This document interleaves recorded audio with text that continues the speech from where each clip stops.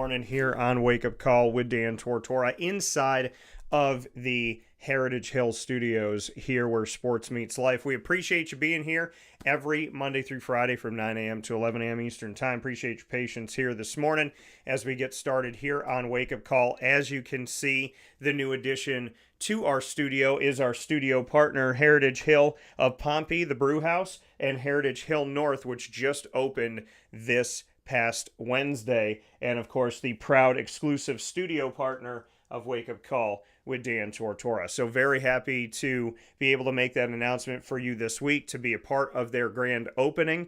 And on the first day of that special, that grand opening moment for Heritage Hill North, on that opening day, the grand opening day, we got to announce our partnership. Never done that in the history of Wake Up Call, announce a partnership at the same time that a company is celebrating their grand opening. So we have been with Heritage Hill North from the beginning, and we get to celebrate the Heritage Hill name in general with the Brew House, Heritage Hill North, and of course Palladino Farms. So very proud to welcome Heritage Hill as our exclusive studio partner. We have an awesome show set up here for you today. So many great things coming up here on Wake Up Call with Dan Tortora. Inside of MonPawsPopcorn.com's What's Poppin'. We're going to start the show off with the Annoying Moment of the Week, proudly presented by Carvel DeWitt. Lead, after that, the acronym that stands for Learn, Evolve, Ad-Lib, and Deliver. And that is proudly presented by Chick-fil-A Cicero and Chick-fil-A Clay. We're going to be having the conversation of why do you smile? Why do you personally smile? What makes you smile? So we'll get into that. The top dog of the week will be announced at 10 a.m. Eastern Time, proudly presented by the fantastic team at K9 Camp Dog Daycare and K9 Kampground Dog Boarding. Very much looking forward to that. And we're also going to be joined by Jordan Drain here, which we just found out. So we're excited to have the opportunity to have Jordan join us here. Jordan Drain, who has newly accepted the opportunity to be a part of the Bryant Stratton Syracuse men's basketball team. And we're going to round out the show at 10:30 a.m. Eastern Time with Ken Bartolo. Ken Bartolo coming to us, a Jamesville-DeWitt alum and an alum of the lacrosse world as well as the football world, was on the practice squad with the Buffalo Bills, played professionally in the world of men's lacrosse. So we'll get into his story, overcoming adversity, and all the things that he would like to share today about his journey coming from our community of Central and Upstate New York. So a lot of great stuff coming up here where sports meets life, and it's time for us to jump right into the Annoying Moment of the Week. Dan Tortora proudly brings you... Is that for real? Are you kidding me? The Annoying Moment of the Week. I really honestly, I don't know how to respond to this. Presented by Carvel DeWitt, 4322 East Genesee Street. It's what happy tastes like. Do you have to be that crazy? I guess so.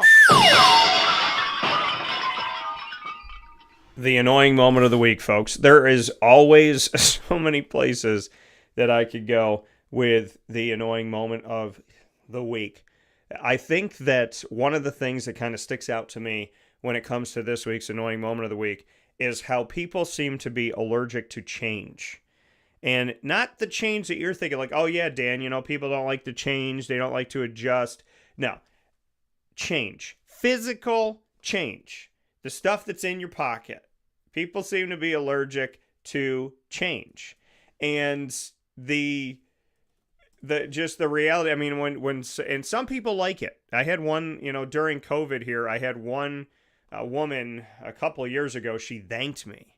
She was like, "You have change? Thank you so much." Like it was a foreign object. Like no one had ever seen it before. That there was just dollar bills, y'all, and that there was no change. No, change exists. There is change. There's the government gave us they created this thing called change. And it's in your pocket, usually. It's in your wallet. Sometimes it's in the car, just kind of hanging out in one of the cup holders and whatnot. But yes, change. It's something that's real, folks. It's something that exists. And sometimes we want to give you change. We want to give you those little pennies and dimes and nickels and quarters so that we don't have to give you an extra dollar. When you have the exact change, I don't know about you, but it makes me feel good. I like it. I'm like, man, I got exact change. I don't have to break this. I don't have to do this. I can just give them change. Some people look at it like you're some peasant farmer that's like, oh, will you take this? And it's like, yeah, you know what? It is. It's currency. It's money. It's dollars. Well, it's not dollars. It's change. But you know what I mean? It's something that shouldn't be frowned upon. And I know I've talked about this a little bit before, but what is going on with people where they take your money? Our bill might be like $37, $40, something like that, whatever. And you'll give them a 50, you'll give them that, and they're like, do you want change? I remember one time, I think my dad gave somebody a $100 bill on like a $30, $40 bill, and the lady was like, do you want change? And my dad goes, on 100? Yeah, I do. And the thing is, like, I understand. I get it. I've been a server. Okay, I understand that. See, servers don't understand. I don't think they do, unless there are places that still do this, but servers don't understand the life I was in as a server when I was making $2.83 an hour. We made almost nothing. I got a check for $0 one time because they took whatever I had and they put it into my health insurance. So I got a $0 check. I got a $1 check. You didn't get money $2.83 an hour. I didn't make anything hardly doing that. It was all about the tips. And, in today's America, they're trying to entice and they're trying to entice. So you're trying to like pay people more and you're trying to do this and how much can you give them an hour and what are we going to do to incentivize this or whatever. But listen, are there people that are cheap tippers? Absolutely. Absolutely. But when like yesterday, my bill was like $51.47 and I had the change and I gave the lady all of the change, and you would think it's like, oh. Not with her specifically. She was very nice, but sometimes people balk at it. And not even balk at it, but it's like it's foreign to them. It's like they don't know. They're like, this man is giving me currency in these little circles. I don't understand what it is. And it's like, dude, it's change. Okay? It's something that we have. And I don't want every place to go digital. I really don't. Because the reality of it all is, if you let every place go digital, guess what? If there is one electronic hit, a hack, a whatever, that's it. It's done. Currency's in your pocket. When you got money in your pocket, cash is king. And these people that want to digitize the world, listen, I use my credit card, I use my chip, I do this and that, whatever. Like, I get it. I get it. You can do that. But when a place tells you you can use no money except for your card, you can't use cash. You can't use change. You can't use anything that's physically in your pocket. You have to use digital money. You got to hit that credit card and you got to let us take it out of your bank, but you can't physically hand us something. And I know someone's going to say, "What do you mean you can't use something in your pocket? Your credit card's in your pocket." What I mean is, when I give you cash, and that's the thing, like when I go to events, I take cash. Right? I go to an event, I take cash. What I love about, like when I went to the Fishtown card show, it was all cash. It was all cash. It could have been credit. They can do Venmo, they could do PayPal, but everybody had cash. So I wasn't waiting for the money to come through. I wasn't hoping that the internet worked so that this could process and initiate the thing, and I'm not hitting it and sending it to my bank and da-da-da. It was just in my pocket that day. I was like, this is what I made. So my annoying moment is that I feel like as much as some people want to just tap their card and go, I also think there's other people that want to physically hand you cash. And I don't want to eradicate that. I don't want to get rid of having physical cash. I don't want everything to be digitized. Because if everything is digitized, then it's controlled. You never want a monopoly on anything, including on money. And I just think it's important to remember that. And it made me think about it when you like hand people change and sometimes, and you feel like you want, I'm sorry that I'm getting, no, I'm not sorry. This is the change that I have and I'm going to make, I paid the bill completely and then I had a tip separately. I like doing that. I like going, this is my tip. Here's the money on the bill, right? And what does it matter at the end of the day? And by the way, prices have gone up, and restaurants don't want to do it. Okay, I work with a lot of awesome restaurants in Syracuse, New York, and I want this inflation. I mean, this is the annoying moment of COVID too now, but I want things to be better for us. I really do. I want things to be better for us because America's been through a lot, and the whole world's been through a lot. I'm saying America because I live here and I experience it, and I can't speak to what's happening in other places, but we've been through a lot, man. We have seen a lot, and we need a break. We're not getting a break. Oh yeah, COVID thing, things went up during COVID, but they'll come back down. When are they coming back down? Government always tells us it's coming back down. It's not coming back down. When is it coming back down? Gas prices in Syracuse are high again. Why? Because they can do it. Because they felt like it. Because they can. Don't tell me supply and demand. It's because they can. And it's not fair. I'm a household of me and Lily. I don't have a wife. I don't have kids. And I can't even imagine if I was driving them around to all these practices and, my wife's got to go here and I got to go here and we got to do this and do that and the kids got to do this and do that. I'd probably be filling up God knows how many times a week. I don't like filling up once a week. I don't like going to the gas station and looking at the pump going, why is this $3.79? Wasn't it just down to 2 something, 220, 240? Wasn't it lower again? Weren't we feeling good again? It's like as soon as you're like, oh, this is good, it goes back up. And the reality of it all is, folks, sometimes you got to call it out. I mean, I think all the time you got to call it out. But we deserve better. Restaurants deserve better. Restaurants have been pressured and pushed to the brink, and it's not fair to them. It's not fair to them. And don't get mad at them because a lot of them are doing everything in their power to do everything they can. I mean, I've talked to business owners that are like, hey, I got to raise my prices a little bit, but I'm not going to charge somebody this amount of money for a cheeseburger. I'm just not going to do it. Like, I'm not doing that to people. I got a number I'm going to cap at, and that's it. I'm not going to keep going up. And I applaud the people that really do care about the patrons and the people that go through the door. But we have been through a lot. We've been through a lot. We have. And we deserve better. I'm not saying that somebody somewhere has to take a massive loss so everybody can win. I'm saying we need to work together. My annoying moment of the week is it's a frustration. It's a frustration in forcing people to do things. Oh, we only do digital. No cash here. Okay, well then I'm going home. Like, I took money out of the bank so that I would have physical money in my pocket. And when you take money out, some people take money out and tell themselves, like, I got $100 for this week to spend on food out or coffee or whatever. I'm giving myself a $100 allowance for this week. So when you say no cash here, you got $100 in your pocket, you don't want to go into your bank. You don't want to put stuff in there, right? And people go through stuff. People in my family, they've used their card at a place and, somebody got into their card. When you have cash in your pocket, it's in your pocket. So I don't feel like anybody should be cashless. I feel like it should be a choice. I feel like having a choice is a good thing. And that's my thought on it. It's my annoying moment of the week because it's frustrating.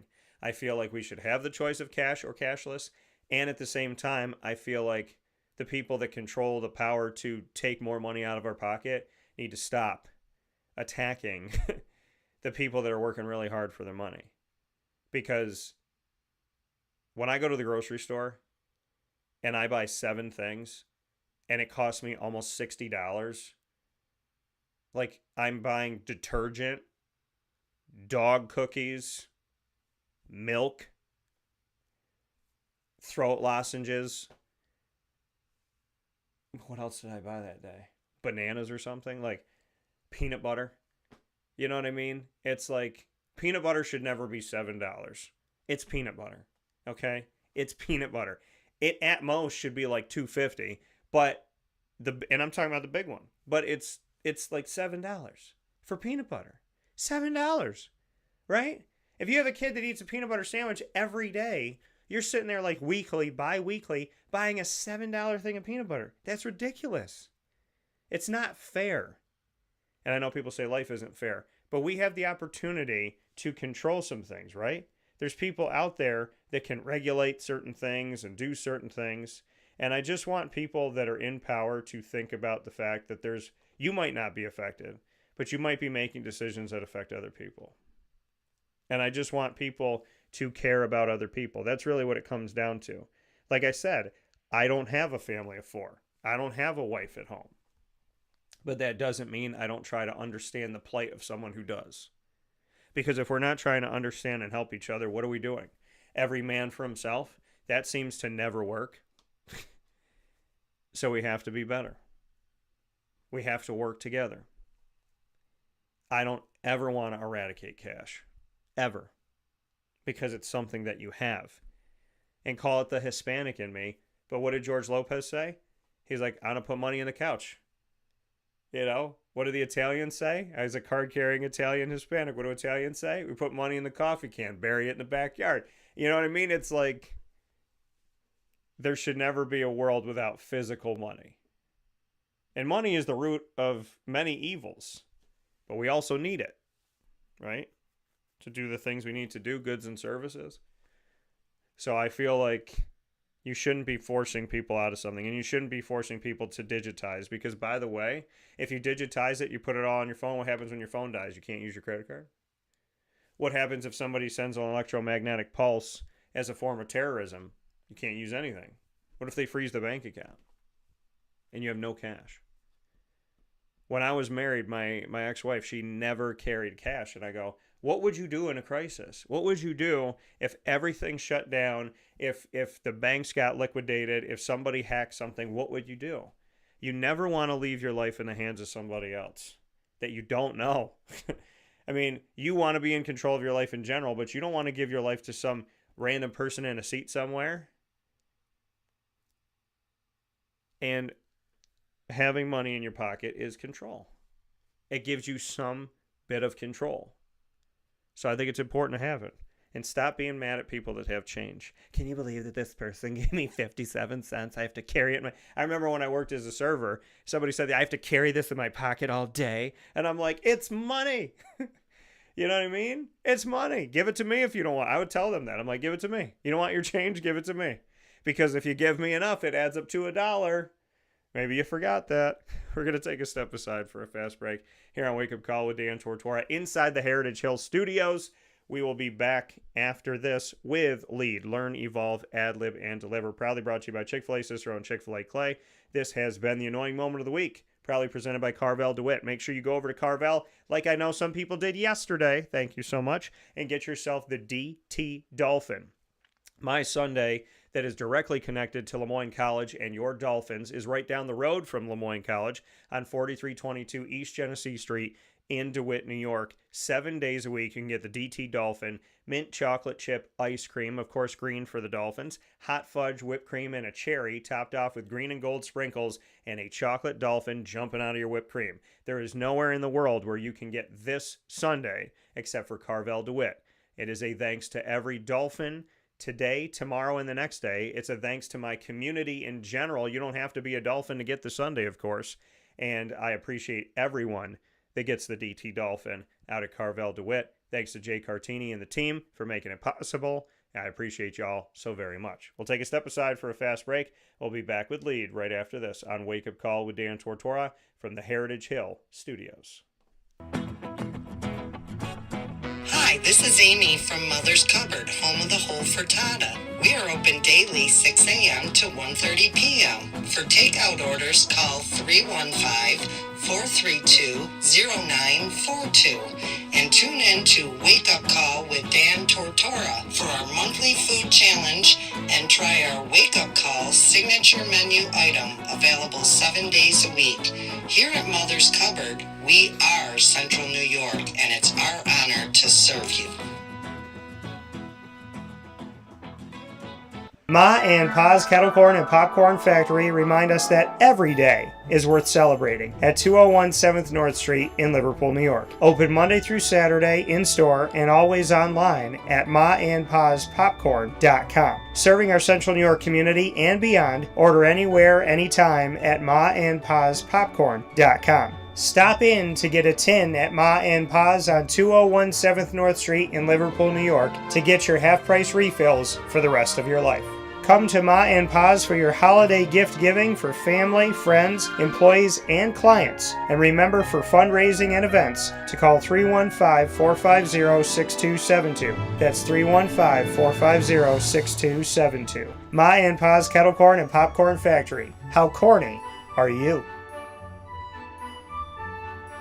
This is Jimmer Sikowski, owner-operator of Chick-fil-A Cicero, 7916 Brewerton Rd in Cicero, right in front of the Home Depot. I had a deep feeling that God wanted me to do something bigger with my life and to help people, help others. I kept putting Chick-fil-A in my life, and I realized as I was going through the franchise selection process that positively impacting the lives of others was really core to what we do here at Chick-fil-A.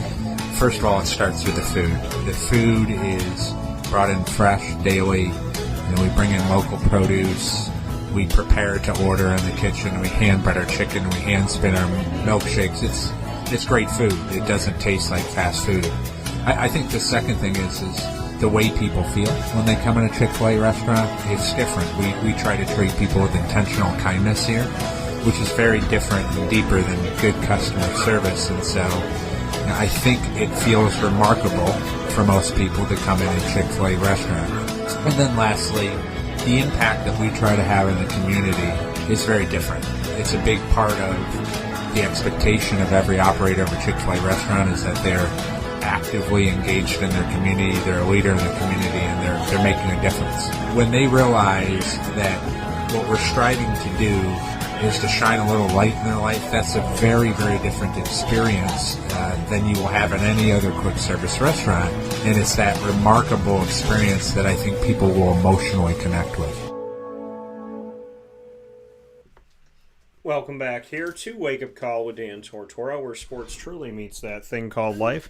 We appreciate you being here every Monday through Friday from 9 a.m. to 11 a.m. Eastern Time, where sports meets that thing called life inside of the Heritage Hill Studios. It is now time for Lead, Learn, Evolve, Ad-Lib, and Deliver, the acronym proudly presented by Chick-fil-A Cicero and Chick-fil-A Clay. Our topic today, why do you smile? Why do you? I want you to think about that for a minute. Why do you smile? Why do you choose to smile every day? Why do you choose to smile on some days? Why do you not smile at all sometimes? Why do you choose to smile? And I ask you that because, we've talked about COVID times. Let's go back to that. Let's go back to the COVID times, right? People are like, oh, Dan, do I have to? Back during COVID, our smiles were blocked. People couldn't see them. It was taken away from us. The opportunity to show each other when we're happy of something, when we're proud of each other, when something really matters to us in a special way, you couldn't see it. And we missed it. We missed the smile. When we couldn't see them, we missed them. When they weren't there, we missed them. We wanted to see other people smile. And now we're living in a world where some people have forgotten again what it was like to lose it. Not that we didn't smile, but that we couldn't see it. That we couldn't share something so easy, so normal, so real. It felt like we were living in some weird, strange society. And we started to see people smile through their eyes. We started to look for that glimmer and that glistening in someone's eyes. And it was sad, and it was hard. And people say, well, Dan, That was back in 2020. It's 2024. And I would say, yeah. But we've kind of forgotten. It's kind of left our minds what it was like to not see someone show such an easy thing as a simple smile. So I ask you the question today, why do you smile? Think about it. Why do you do it? When you smile, what are you smiling about? Why are you smiling? What matters to you so much that you want to show everybody those beautiful teeth and you want your eyes to light up? Why do you smile? Is it because you love the job you have? Is it because you love the people that you work with? Is it because you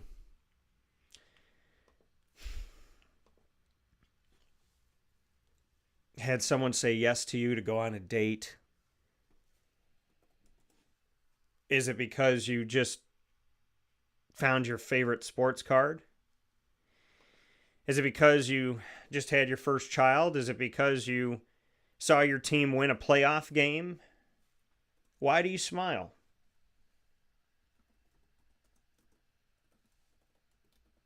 Why are you smiling today? And on the other side of it, if you're not, who did you let take that smile? Who did you let take that peace? Who did you let take away from you something that belongs to you? Why'd you stop smiling? Is it because somebody passed away? Is it because somebody didn't apologize? Is it because somebody didn't value you? Is it because you didn't get the job you wanted or the house you wanted? Is it because you're not going to that concert you want to go to because you don't have the money for it right now? Is it because somebody let you down that you never thought would let you down? Is it because you let yourself down? Why did you stop smiling? I want you to think about that. Because your smile is a beautiful thing. It's the gateway to your soul. It's the opportunity for the world. Your eyes are as well. That's why I said during COVID, people would look at people's eyes and tried to see the smile in their eyes. If you stopped smiling, why did you? Why did you? What took it away? I want to know. I want to know because I want you to know. Because your smile, when I do it, when I smile, everything inside of me brightens up. Every time I smile, it's like I carry a sun inside of me. All right, look at the sun in my logo. Why do you think I chose that? Right? Wake up call, the sun rising out of a coffee cup. Why do you think I wanted that? Why did you think I chose it to be so bright, so beautiful, so welcoming? When you smile, that beauty, that welcoming, it's visible. And like I said, when I'm going about my life and I'm just like this, you know, I'm serious or whatever. I could be happy, I could be fine, but look at me, I'm serious. When I do this, when I smile, I feel that. I feel that in my chest. It radiates through my body. I feel it in my arms, my legs. You know, my head feels like I can breathe better. When I smile, I feel like things are better. And sometimes life gets so hard, right? Sometimes life is so difficult that we wonder, how can I smile? How can I be okay? How can I feel better? We wonder how. How can I do this?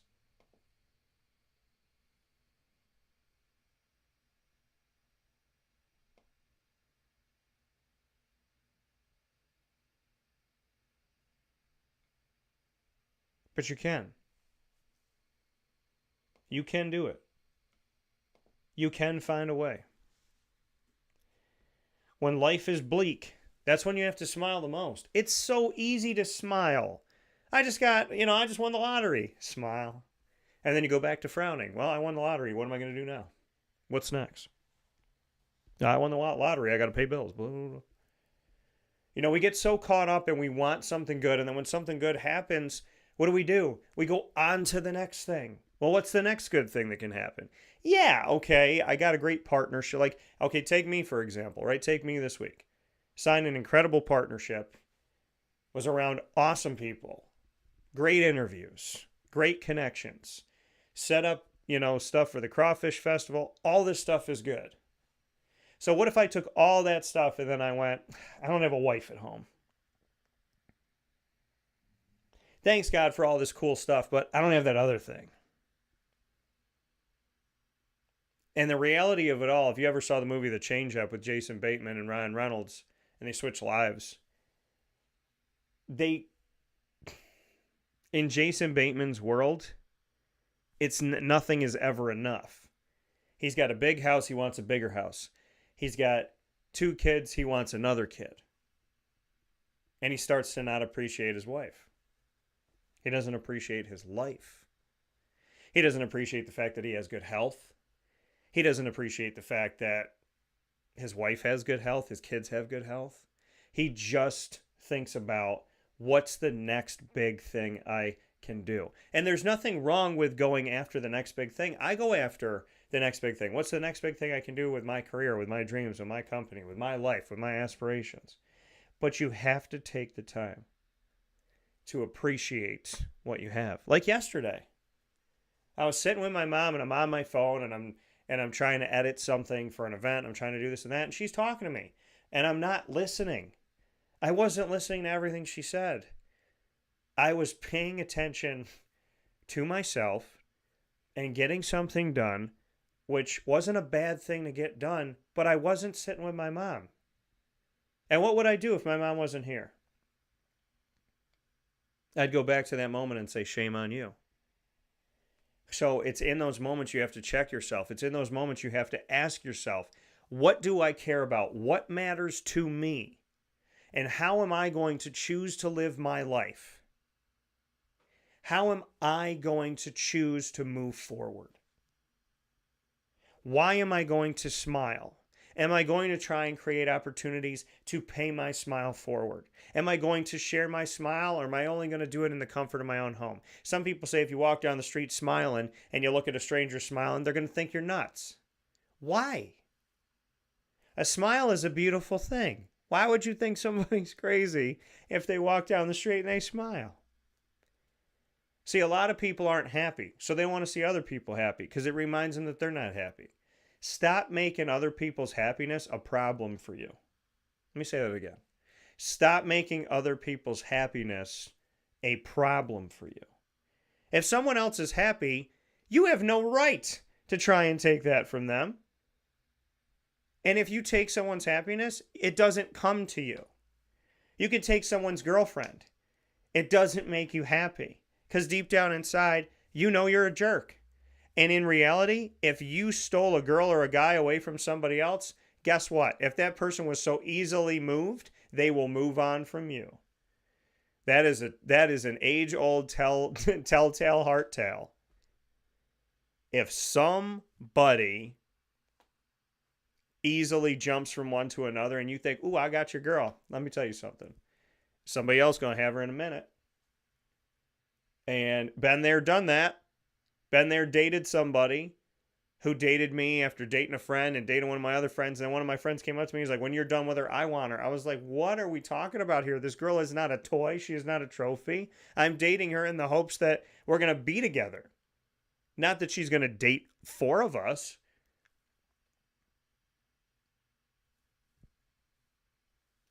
When someone is happy, it shouldn't bother you. It bothers you not because of anything they've done. It bothers you because you feel like you've been wronged. Right? I don't look at married people that are smiling and giggling and kissing each other and go, those people are ridiculous. I hate them because I don't have a wife. I look at those people and go, wow, good for them. Good for them. And even in my moments where it's really difficult, right? You see an ex move on and they treated you like garbage and now they look happy. And you're like, wow, that's nice that they treated somebody nice, allegedly. You want to be mad. And sometimes I am, and sometimes you are. But I apologize to God for every moment that I was, because it was wrong. I don't wish bad on them. Just because they were mean to me doesn't mean I don't want them to be happy. Of course I want them to be happy. Would I've liked them to have treated me different? Absolutely. But the fact that they didn't, it's their choice. And if they're happy now, good. Good. See, a lot of people hold grudges and a lot of people stay mad forever. And they don't want people to be happy that wronged them. They don't want people to enjoy their lives. And to me, that's not God. That's the devil. The devil plays into all of that. Wish bad on people. Want bad for people. Focus your energy on hoping that they fail. I don't hope anybody fails. I want to succeed. My success does not come from your failure. My success comes from my hard work, my dedication, my faith, God opening doors, me being confident enough and brave enough to walk through them. That's where my success comes from. It doesn't come from somebody failing. I don't want anybody to fail. I really don't. Because how does anybody feel good about that? And some people do. But to me, it's wrong. You don't hop, skip, and jump to somebody's failure. There's no good in that. So why do you smile? What I'm really getting at here is wanting you to smile when things don't go your way. Wanting you to smile when you don't get to ask that person out or that person says no. Wanting you to smile when you send out a bunch of job applications and you don't hear back from anybody. I'm teaching you, I'm asking you, I'm sharing with you by the grace of God. I'm trying to share God's teaching, not mine. Smile from within. Smile from the inside out. Because if you can smile because you're alive, that's an everyday thing. That's not going to fail you, right? If every day that you're alive, right? Then you're happy, even on the tough days. If you appreciate the fact that you have loved ones that love you, that would do anything for you. Yeah, but Dan, some of them died. Yeah, some of them did. But guess what? You had them. Their death does not mean that their love for you stops. It means that their love for you now watches over you until you get to see them again. Do you think I like the fact that my grandmothers aren't here, my grandfathers aren't here, Mordu, Cinnamon, and Shady, my first three dogs, that they're not here, that Rob Edson's not here, that Jay Hammeren's not here, that Dustin Rhodes isn't here, that Fred Reed isn't here, that Mike Goss isn't here? You think that I'm happy about that? No, I'm not. But I know that they love me. I know that they care about me. And I know that when they died, it wasn't, screw Dan. It's really hard to smile through pain. I get that. I've been there. Trust. We all have had some type of something happen to us that has made us say, is there a God? Does he love me? Do I matter?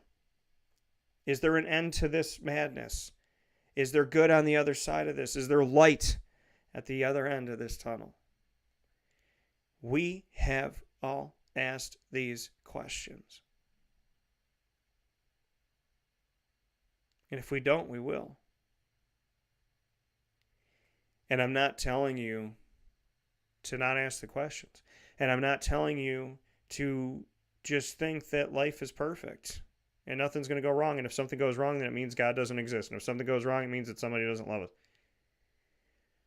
What I'm saying to you,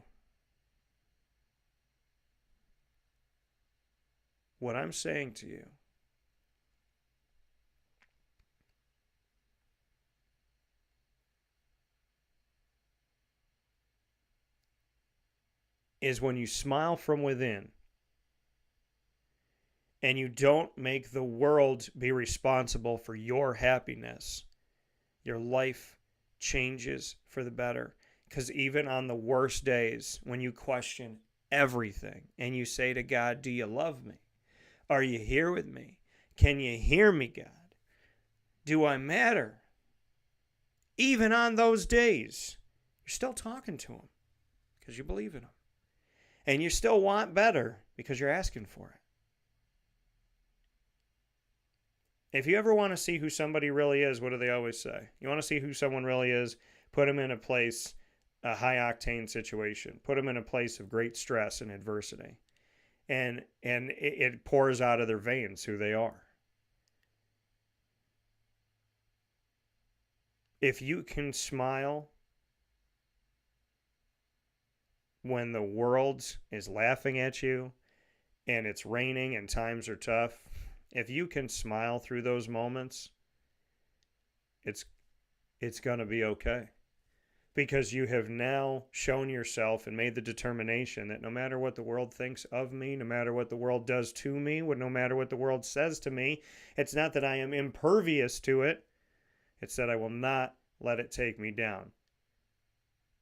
You don't have to be Superman to be strong enough to say, whatever the world does, I have my God. I got me. I'm going to do this. I'm going to be okay.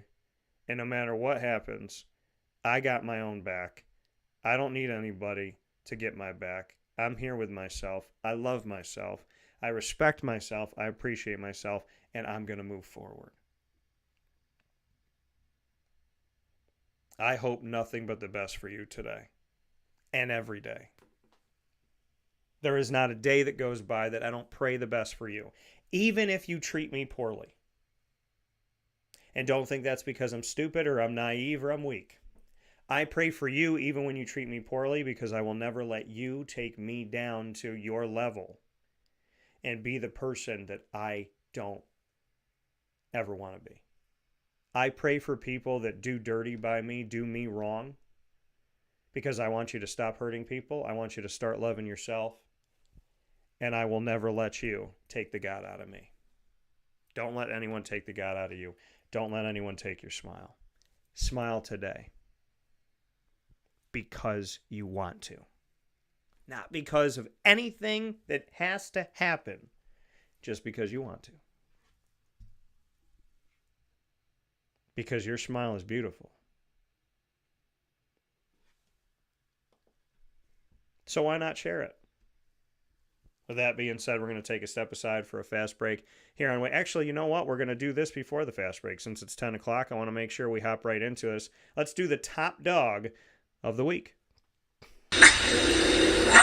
Top dog of the week. Thanks, Lily. Top dog of the week proudly presented by the fantastic team at Canine Camp Dog Daycare and Canine Kampground Dog Boarding. You can go and see Canine Camp Dog Daycare on 228 Old Bridge Street in East Syracuse. They're right off of Bridge Street, right across from BJ's. You can see them from the highway, and you can go and visit them today for short-term care for your dog. Make sure you call 315-437-7110 to set up an appointment. Make sure that they have space and opportunity. They don't just take any old dog. They check and they screen everybody to make sure that not only your dog is safe, but that other dogs are safe around your dog. So make sure that you call them at 315-437-7110. That's the Daycare. And the Kampground on 242 Johnson Street in East Syracuse. You can call them at 315-299-4013.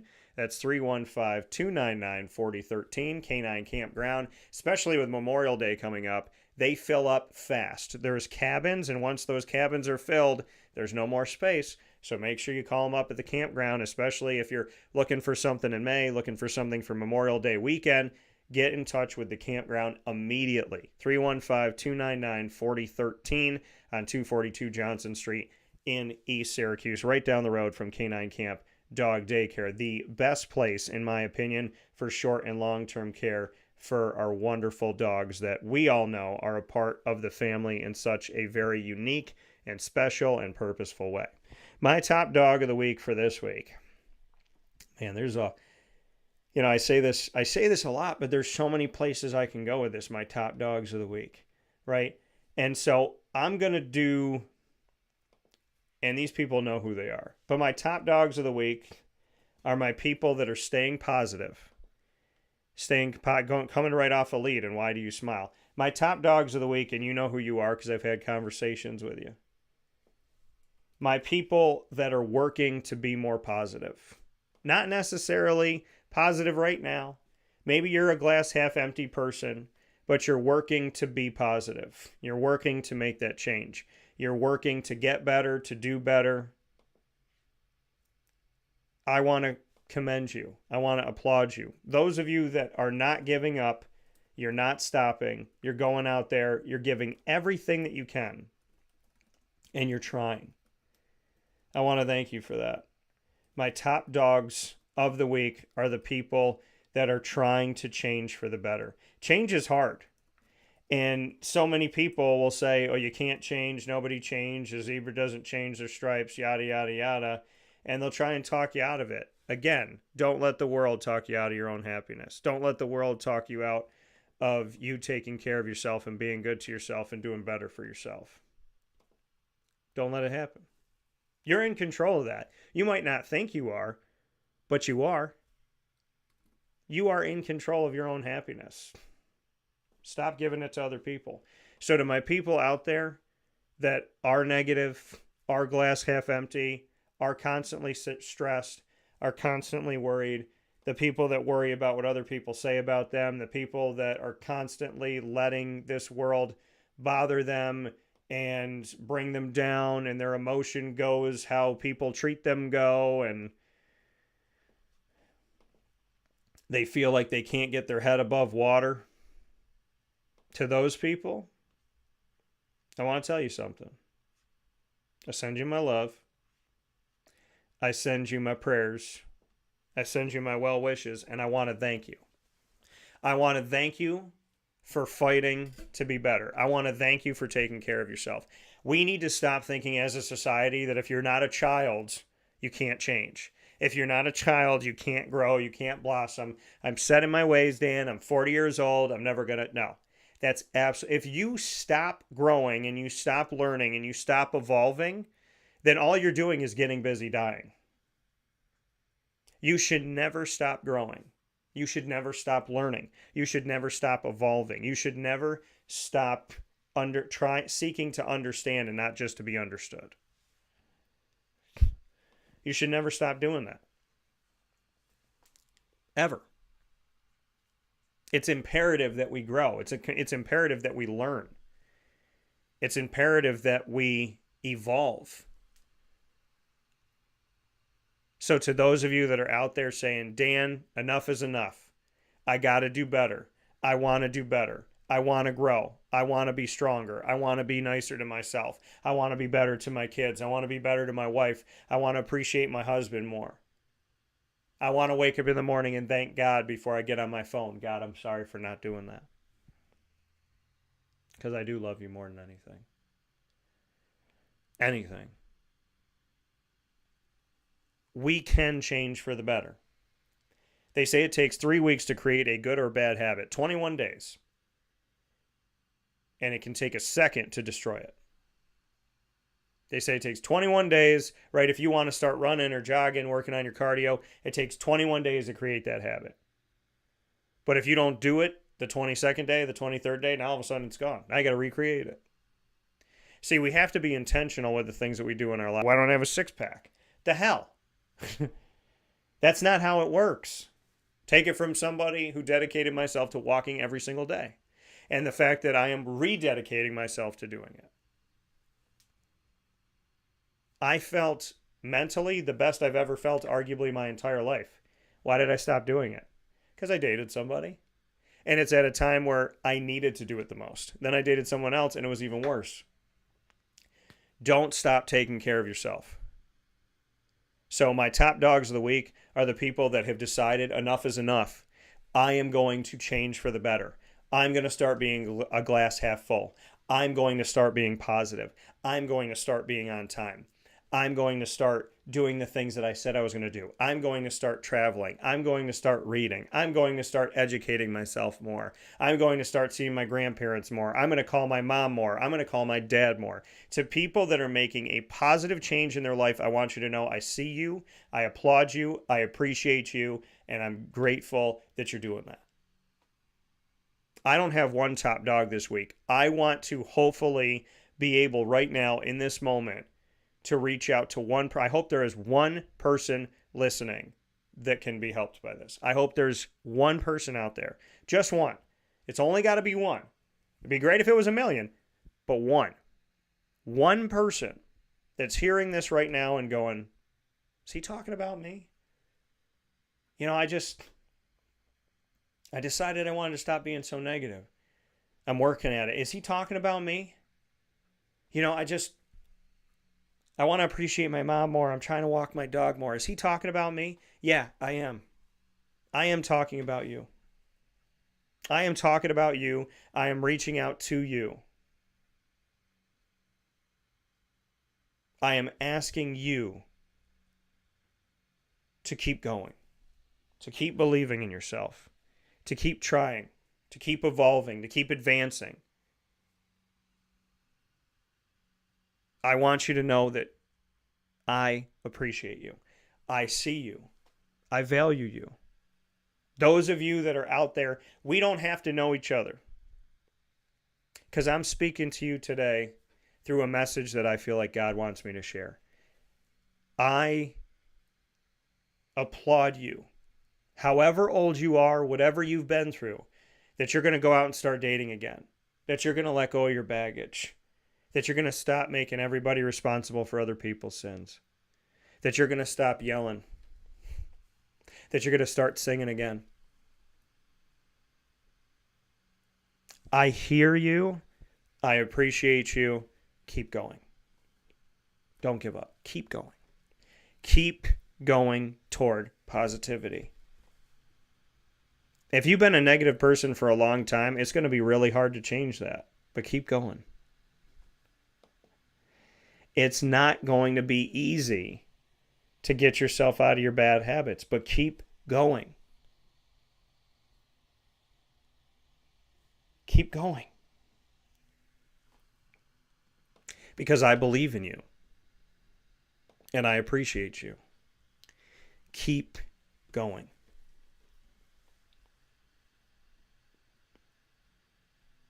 Even if you just started today, or you're listening to this conversation and you decided, listening to this conversation, that you're going to start doing it, that's okay. All I care about is that you start taking care of yourself. And that you're kind to yourself and to others. There's a sign that hangs up in my bathroom in my house. It says, don't only be kind to others, be kind to yourself. Right? It doesn't say stop being kind to everybody else. It says, don't forget about you. See, because people will tell you, when you start taking care of yourself, people will tell you that you're selfish. When you start doing right by yourself, people will tell you that you are self-absorbed. It's all about you.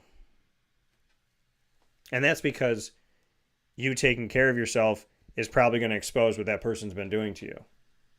Only people that are taking advantage of people worry about people that start to take care of themselves. I want you to know that. Only people that take advantage of people worry when that person starts to get their own voice and starts to take care of themselves. People that love you and support you, why would they be mad when you start to take care of yourself? So keep going. Keep going. If you think I'm talking about you today, I am. I am.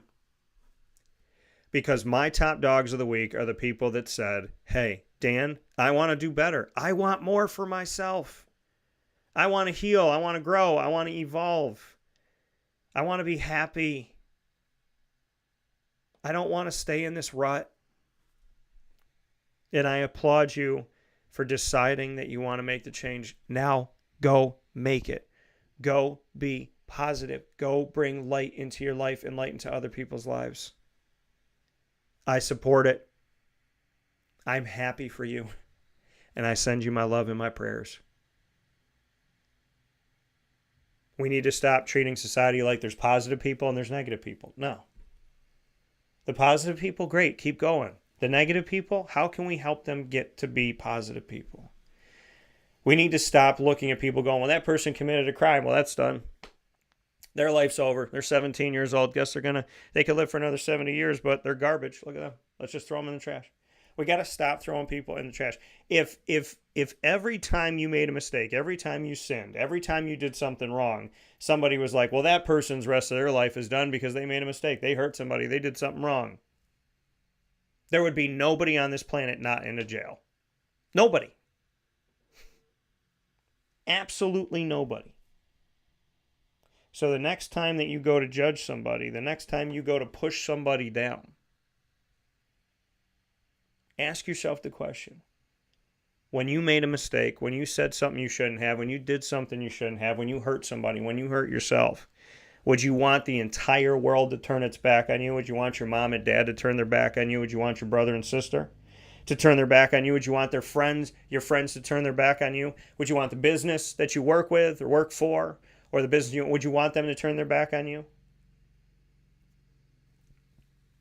I pray for every soul, even the ones that do the most horrible, horrible things. And people say, why?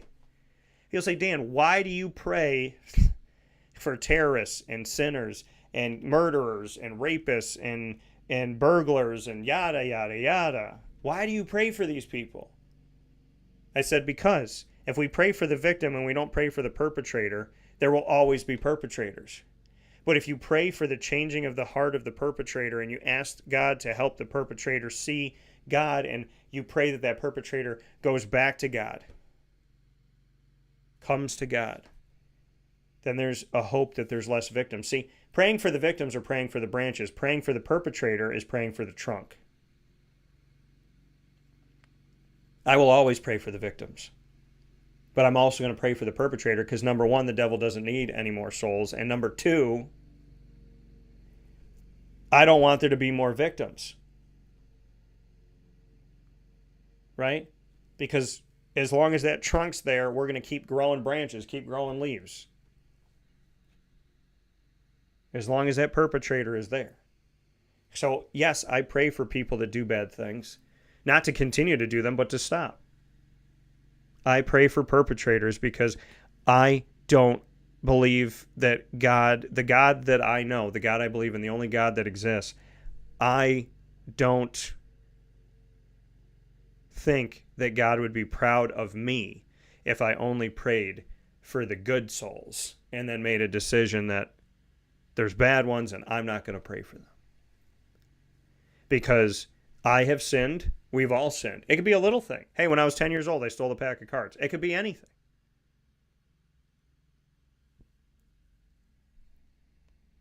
Would you want God to turn his back on you? Right? How many people have said to their parents that they hate their parents? How many people have sworn at somebody that they love? How many people have not done something they said they were going to do? They didn't keep their word. Right? Would you want God to turn his back on you? I'm not saying keep crazy people in your life. I'm not saying keep hate in your life. I'm not saying be in an abusive relationship. I'm saying when you pray, pray for the ones that hurt you and pray for the ones that help you. Pray for the ones that are your loved ones and pray for the ones that aren't.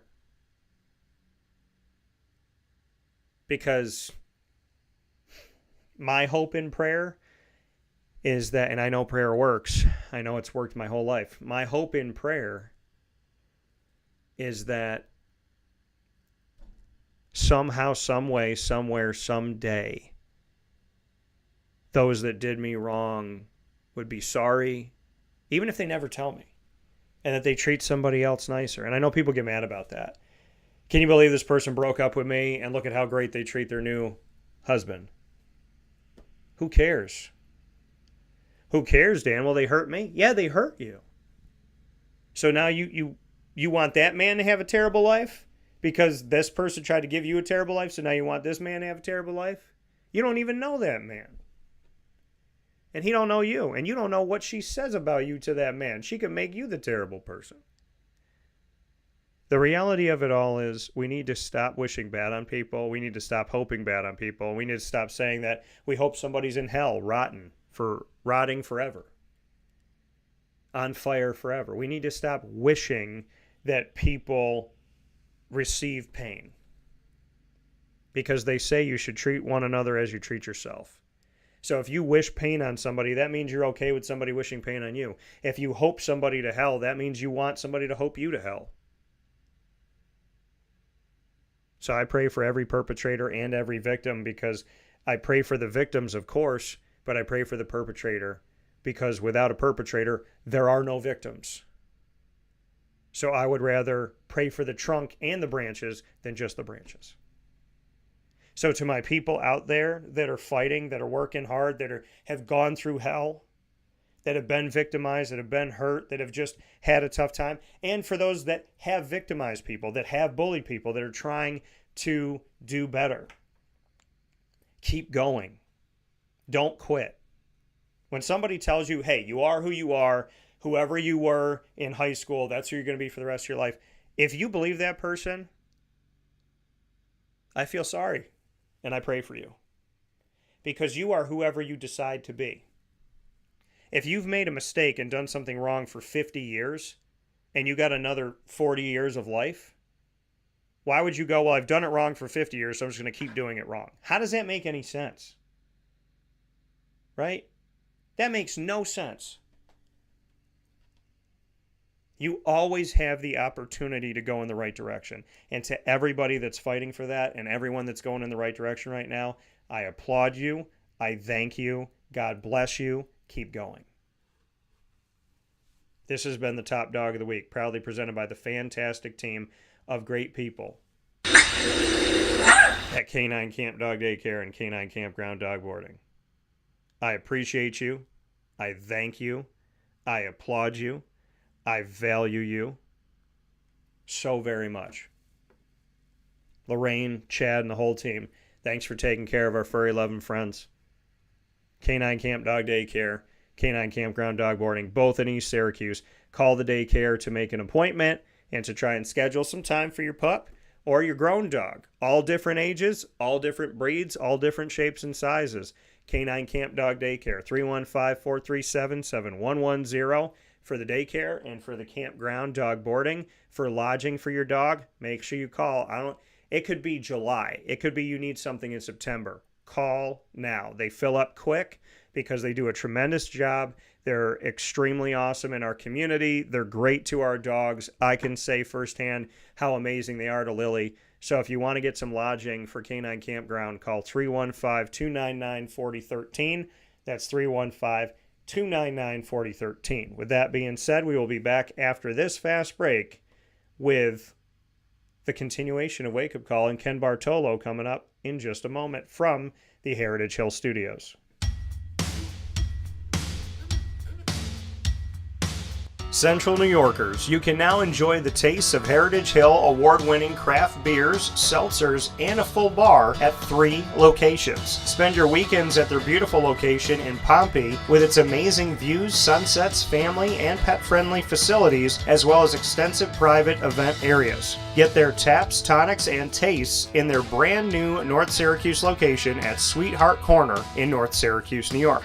When flying in and out of Syracuse Hancock International Airport, make sure to visit their Palladino Farms location. At Heritage Hill, they believe in supporting our community and are excited to now meet you where you're at and where you're going with their local farm-raised tastes. Find out more information at heritagehillbrewery.com.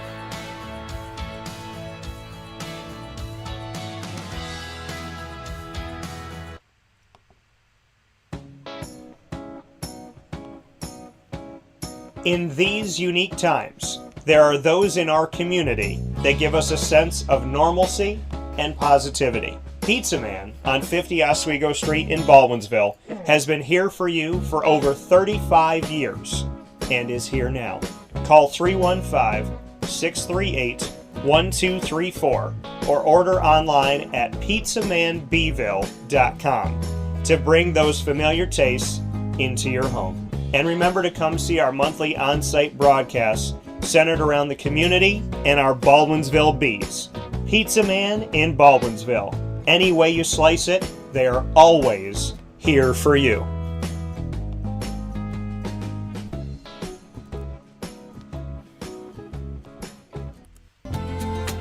Looking for your next ride? Look no further than Great Lakes Honda City, located on 7140 Henry Clay Boulevard in Liverpool, New York. Serving our community for decades, their new and pre-owned vast array of vehicles are available to you Monday through Saturday on site. To search from home, shop at GreatLakesHondaCity.com. Call 315-365-5576 to set up an appointment. That's 315-365-5576 for Great Lakes Honda City, 7140 Henry Clay Boulevard in Liverpool, New York. Great cars, great people, Great Lakes.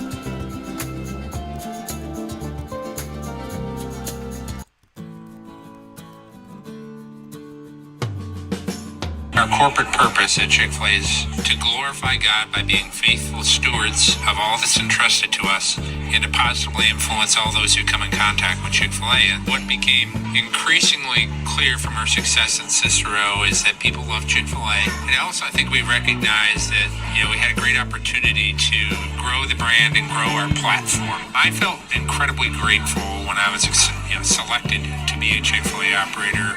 I think what it's meant for me, what I've come to realize on a very deep level is that this is a calling for me. It's not a career, it's not a job. The Lord called me to be a Chick-fil-A operator and to use these restaurants to glorify Him and to positively influence other people. I'm blessed. I'm very blessed. Head to Chick-fil-A Clay on 3974 State Route 31 in Liverpool, New York.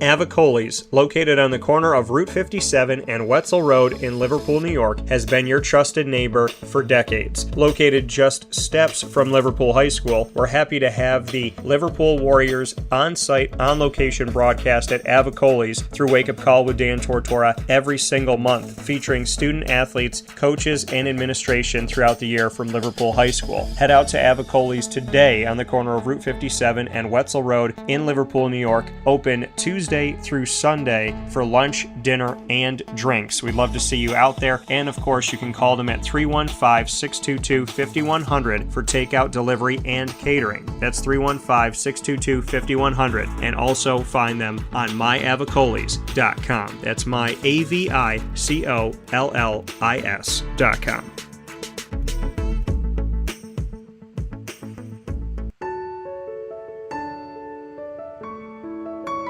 Having peace of mind when you're out of town that your furry-loving friend is safe and sound means taking them to Canine Kampground, because we all know that when it comes to the love of our pets, it goes well beyond the call of duty to make sure they're safe and sound. Right, Lily?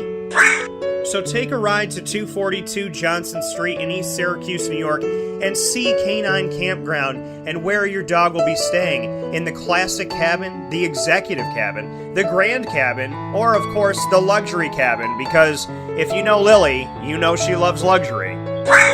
Now you don't have to wait to the last minute to find a family member or a friend that'll take your dog for a few days. Call Canine Kampground at 315-299-4013. That's 315-299-4013. Their drop-off and pickup times are Monday through Sunday. Check K9Kampground.com for more information. That's the letter K, the number 9, and Kampground spelled with a K.com. K9Kampground.com. When you're going out of town, bring your dog to Canine Kampground.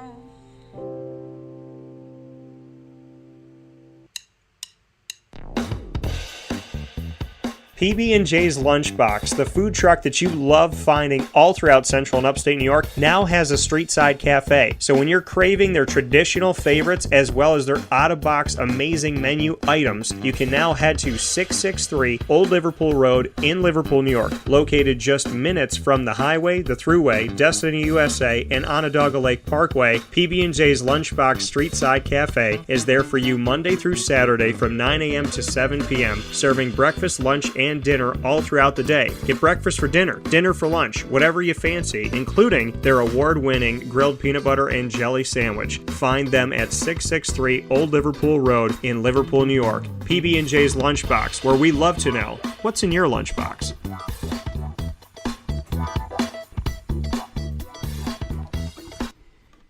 Welcome back here to Wake Up Call with Dan Tortora, where sports truly meets that thing called life. We appreciate you being here Monday through Friday from 9 a.m. to 11 a.m. Eastern Time. Can't thank you enough for being a part of the broadcast here on Wake Up Call with Dan Tortora. And we have the opportunity today inside the Heritage Hill Studios to welcome Ken Bartolo to the show for the first time ever, and we're bringing him in picture live here on Wake Up Call to round out our Friday broadcast, and I'm very excited to do so. Ken comes to us from Jamesville-DeWitt, an alum, as well as the Rochester Grey Wolves in the professional world of lacrosse, and being a part of the Buffalo Bills practice squad. So a lot of great things in his history, and now we have some time to share that with him, his story of overcoming adversity and trying to pay it forward and help others. Ken, how you doing today? I'm good. Dan, how are you? I'm doing very well. So I'm happy to have you. I know you and I talked about doing this before, and I'm happy we finally got the opportunity to do it. So bring me back to the beginning. Let's go back to Jamesville-DeWitt. Let's go to growing up in this community of Central and Upstate New York.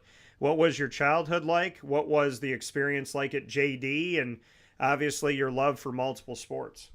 Sure. My career started at Fayetteville Manlius. Right. Yeah. And then I transferred to Jamesville-DeWitt. I don't like talking about the kind of athlete that I was. That's kind of obvious. But by my sophomore year, I was flying. I was flying as far as my athletic career. And then I had never done drugs. Probably by the end of my freshman year and going into my sophomore year, you couldn't have found a more dedicated athlete, a guy that worked harder or anything.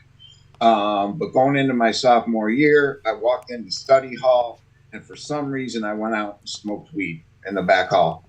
And the varsity basketball coach came around and caught me. Just a freak thing. Yeah. And I got kicked out of school, got kicked off the football team. And then all the bigger schools, back then they really couldn't recruit you until you were a junior. But that I was talking to and going to Nike camps with, they got a little upset. And then going into my sophomore lacrosse season, about halfway through the season, I broke my back. And when I broke my back, they gave me painkillers. They told me I'd never play sports again. And I immediately got addicted to painkillers. I had a broken back. I was not in a good place at all. I thought I was never going to play sports again. So probably taken about 5 times the amount of Percocet I should have been taking. And then going into my junior year, I thought I was never going to play again. But the coach called the doctor at SU, and they had been looking at me for football and lacrosse. And he cleared me to play. Yeah. With 2 broken vertebrae. And that just, everything was a mess at FM. I'm playing on pills and everything. So I transferred to JD. My lacrosse career went great, earned a ton of honors. My football career with, drum. Yeah. We won the sectional championship, touchdowns in the dome, ton of awards, all that stuff. But by then I was drinking, I was taking the pills. So any scholarship offers I had, a bunch of schools were looking at me for both sports. I got a 23 average, I think, in one of the quarters. So all my scholarship offers got pulled.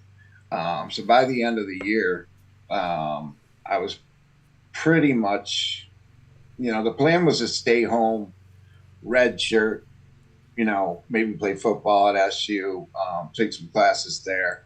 Yeah. But by the time I got into college, I was a mess.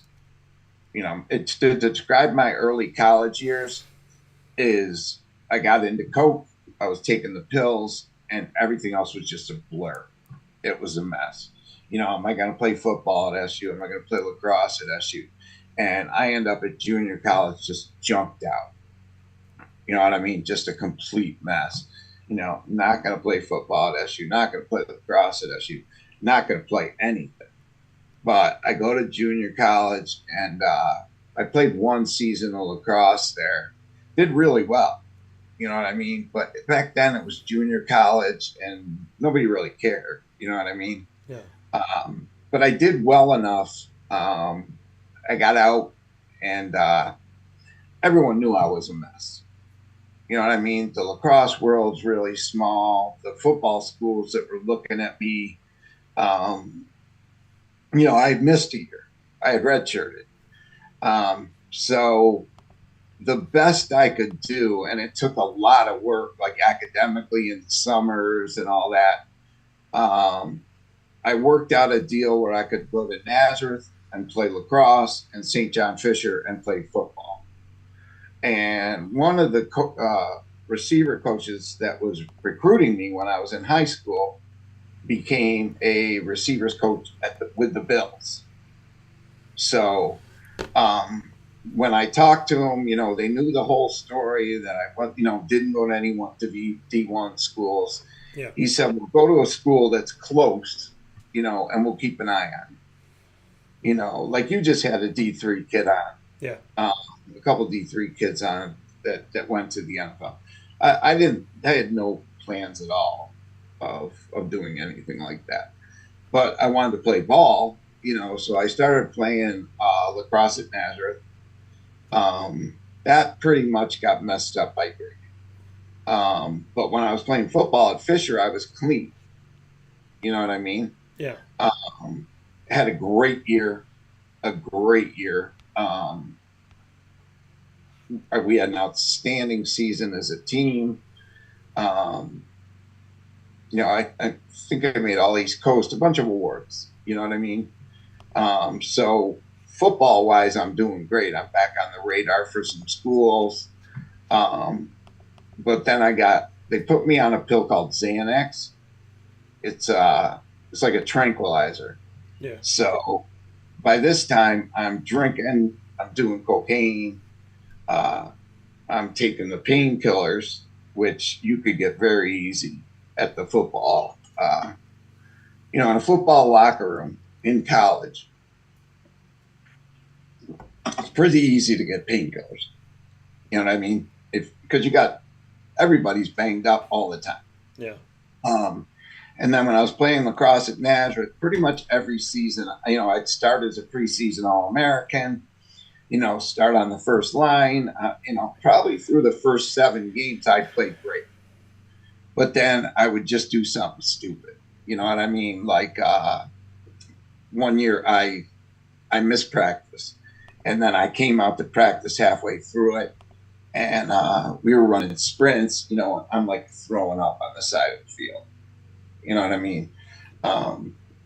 And the big competition in lacrosse, back then there wasn't much difference between D1 and D3. Yeah. So the big competition was Hobart and Nazareth. And I threw up the practice before that game. You know what I mean? So that kind of threw that season away. So the next year of football, once again, I played great. And the way to get noticed in D3 is kind of the way the kids in Cortland did. Your team has to go to big time games. You know what I'm saying? Make the playoffs, that kind of thing. And we had a great season. I started getting watched, had a ton of receptions, ton of yards, ton of touchdowns, that kind of thing. Done playing lacrosse at Nazareth, so I'm just playing football.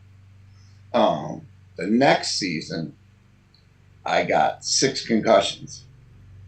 And starting from mini camp, and I think it was the 5th or 6th game that I got my 6th concussion. But back then you didn't tell them about concussions. You know what I mean? So they thought I had 1 or 2. Yeah. But both the 5th and 6th one, I went to Strong Hospital in Rochester. And finally, the trainer, the team doctor, my offensive coordinator, my coach, they were like, "You're done." Like I was going to practice in civilian clothes, you know what I mean, and getting in the huddle, with a tie on and suspenders, and go out to practice and think I was practicing. It was kind of like I was walking on clouds. Yeah. You know what I mean? Like everything was a cloud. So that finished out that year. But the Bills still took a look at me. They signed me, gave me a chance. You know what I mean? They do a physical, but, they can't check for a concussion. You know what I mean? And I had no plans whatsoever of doing anything. I thought they were doing it as a favor to St. John Fisher because they were moving their mini camp to St. John Fisher. Yeah. But I did go up there and make the practice team. And back then, the practice teams were a lot different than they are now. You don't make $400,000 a year back then like they do now. And now you've got a chance of always being pulled up. You know what I mean? You hear practice players get pulled up all the time. Yeah. Back then, there were maybe 4 or 5 guys. And we were pretty much just developmental players. Maybe this guy will come up. And I only did that for a short period of time. And then when that ended, which was 16 weeks, I think, I said, that's not going to happen.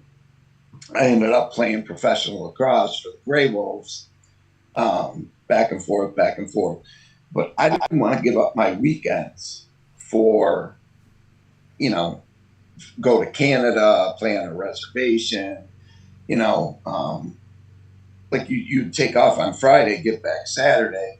Yeah. I literally just didn't want to give up partying, and we made like $5,000 a season.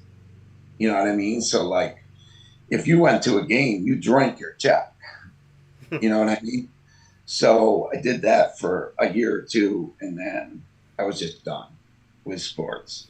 And actually, I was done with sports when the Bills got me. I was done with sports. And I ended up with CTE. So I don't know that it was worth it, to continue after those 6 concussions. And I played a lot of lacrosse. I stopped playing lacrosse when I was 47. You know what I mean? So I continued playing until I was 47. Yeah, and Ken, and I appreciate diving into that and you painting that picture and giving us a full reflection on your story, where you've been, your journey and whatnot. You bring up CTE to a lot of people, that the information came to the populace through a movie, right? Through concussion. Yeah. But there's the reality of the fact that a movie is, even if it's based on true events, it's not every piece of it. It's not the nitty gritty of it. It may not show the darker corners of it. It may go a little bit, it might embellish here, embellish there, might omit something. Did you see the concussion movie, and does it hold a candle to what's really going on with CTE? No. It's not even close. There was a documentary on PBS. I'll think of the name of it.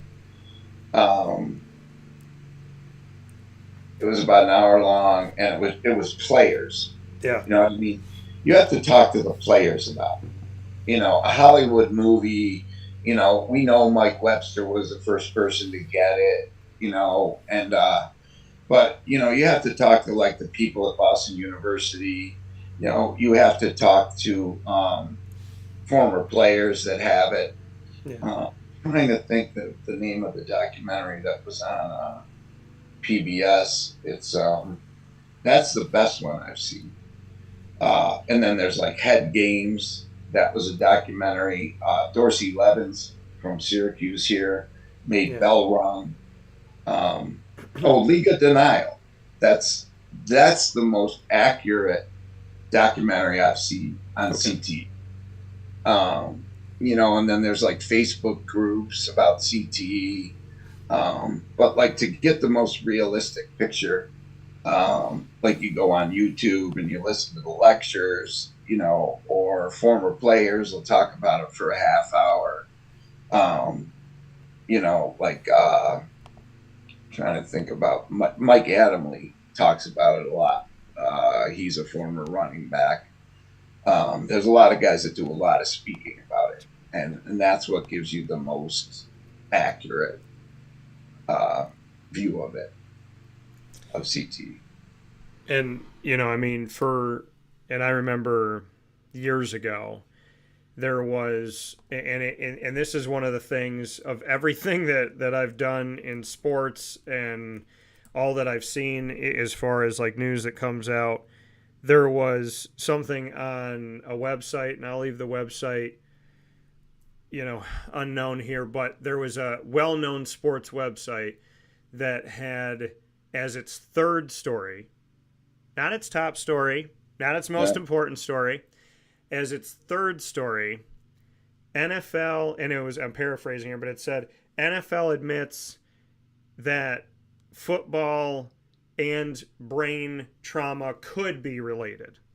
And it was this could be potentially thing, and it was a leaning of like, maybe there's something related to head injuries and sports, and it possibly could be affecting players type of thing.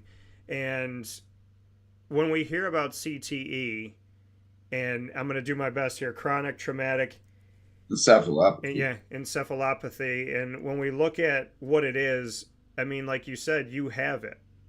Yeah. What is CTE to you? What do you know about it? What has been communicated to you about it? What does it do in your life, Ken? Because I feel like we hear about it, we see a movie, we educate ourselves, we think we know something, we walk away, we go get a cheeseburger, we forget about it. Yeah. What is CTE? A lot of people say to me, well, they can't diagnose it till you're dead. That's not true. They can't prove it. Yeah. But that's my diagnosis. You know what I mean? They go by your history, your neurological testing, and your scans. They're going to do an MRI, CAT scan, X-rays, and if you're lucky, a PET scan. And what it is it's not caused by concussions. It's caused by repeated blows to your head. I got it playing college football and high school football, and football as a younger kid. There's way more college football players with it than NFL players with it, just because of the number of players that play. Yeah. You know what I mean? Only like 1% of college players play in the NFL. But like what it does to your life, I was talking to my best friend yesterday, and he was asking me like what it's like. Yeah. And this is just a description. This isn't actually what it is. But it's like having a little razor blade in your body, and it's always moving around, and it never leaves your body. Or having like a little sharp object in your brain, and you want to get rid of it, but you can't. Or like a itch in your head. But when those itches you get that you can't scratch, that in your head, and it drives you mad. It just drives you mad. And the more and more tau protein that accumulates in your brain, the harder and harder it gets to hold it together. There's been days I don't want to be here. A lot of them that I don't want to be here. But you need to find ways to just get through those hard times. And I'm in recovery from addiction. We've talked about that. I've spoken all over the country, to like 400,000 kids. That's probably the most rewarding thing I've ever done in my life. Like, I don't want people to remember me for sports, and they probably won't. Like, remember me for helping kids. Like I've heard you talk on your podcast. I think life is about helping other people. You know what I mean? And making other people happy. I really believe that's what it's about. And when I see the impact I've made on kids, I know I've made a difference in this life, and I think that's what it's about, is making a difference. But like with CTE, people don't realize that every one of us is suffering,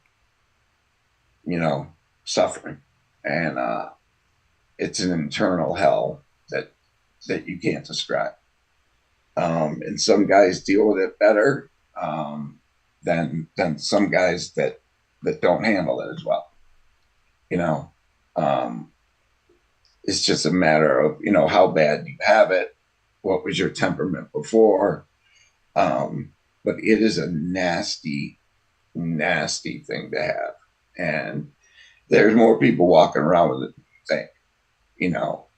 People think it's just NFL players or NHL players, you know what I mean? Or soccer players that headed it too much. Women that were abused, that beaten up in the home or whatever it is, they get it. A lot of Army guys get it from the blows that they get. But I think the biggest group will end up being college football players. And like you said, it's not coming from concussions, it's coming from repeated blows to the head.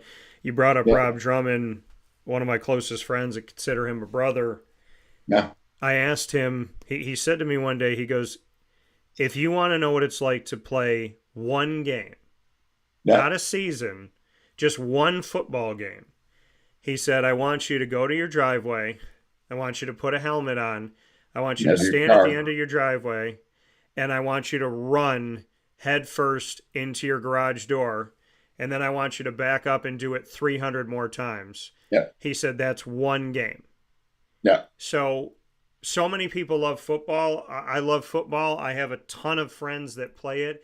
I live in this middle world of, I don't even want to say middle world, but I live in this place of, I love the sport.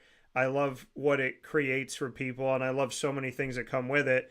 But on the other side of it, because I have people that I love more than the sport, I can't imagine them doing talking about what happened with John Mackey when Floyd Little told me he went to go visit him in like a nursing home, and John Mackey was looking out the window, pulling his teeth out of his own mouth. Yep. So it's this. Football does so much, but then it's when you have people that you love that play the sport, you are praying every day that it's not them, but you really don't want it to be anybody that goes through this. So what can we do, Ken? I mean, with you living, like you said, with this razor blade that never leaves your body, what can we do now? What do you want to see happen? I know it's not just football, but what can we do as a society? How can we create a world where people are doing what they love, but they're not paying a terrible price for it? Is there anything we can do? I think people need to raise awareness. Everyone keeps talking about helmet safety, but what people don't realize is your head sits like an egg. Yeah. Your brain sits like an egg in your head. So no matter how good the helmet is, that space where the fluid is around your brain, there's nothing to fill that in. Yeah. So like you can have a space helmet on that inside your head, you can't stop that movement of the brain into the skull. And the skull has little shards in it. So there's really no helmet they stop. They help, don't get me wrong. Yeah. They lower the impact, you know what I mean? And helmet what is it, progression in helmets, or the how much better they've gotten definitely helps, but it's never going to cure it. I think we need to raise awareness. I think we need to have kids start playing contact a lot later, like 14 or 15. Teach them how to tackle, teach them how to block first. And when I look at places that are like they work on it 24/7, let's say Boston University. I love the research that they do. You know, I just don't think there's enough focus on helping people that have it. You know what I mean? There's a lot of research on preventing it. You know, there's a lot on new helmets, but I don't see enough in helping people that have it, and like the family members of people that have it. People don't realize like how horrifying it is and how many people it affects when someone has it. Like my wife says, you don't know what I go through every time I go outside that door. Yeah. What I have to worry about.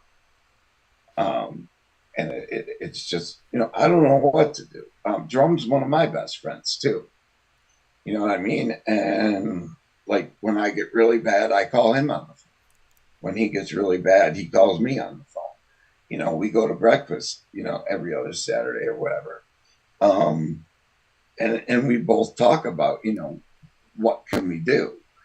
And usually it's the players looking for, you know, the cures. Yeah. And I think we just need more people with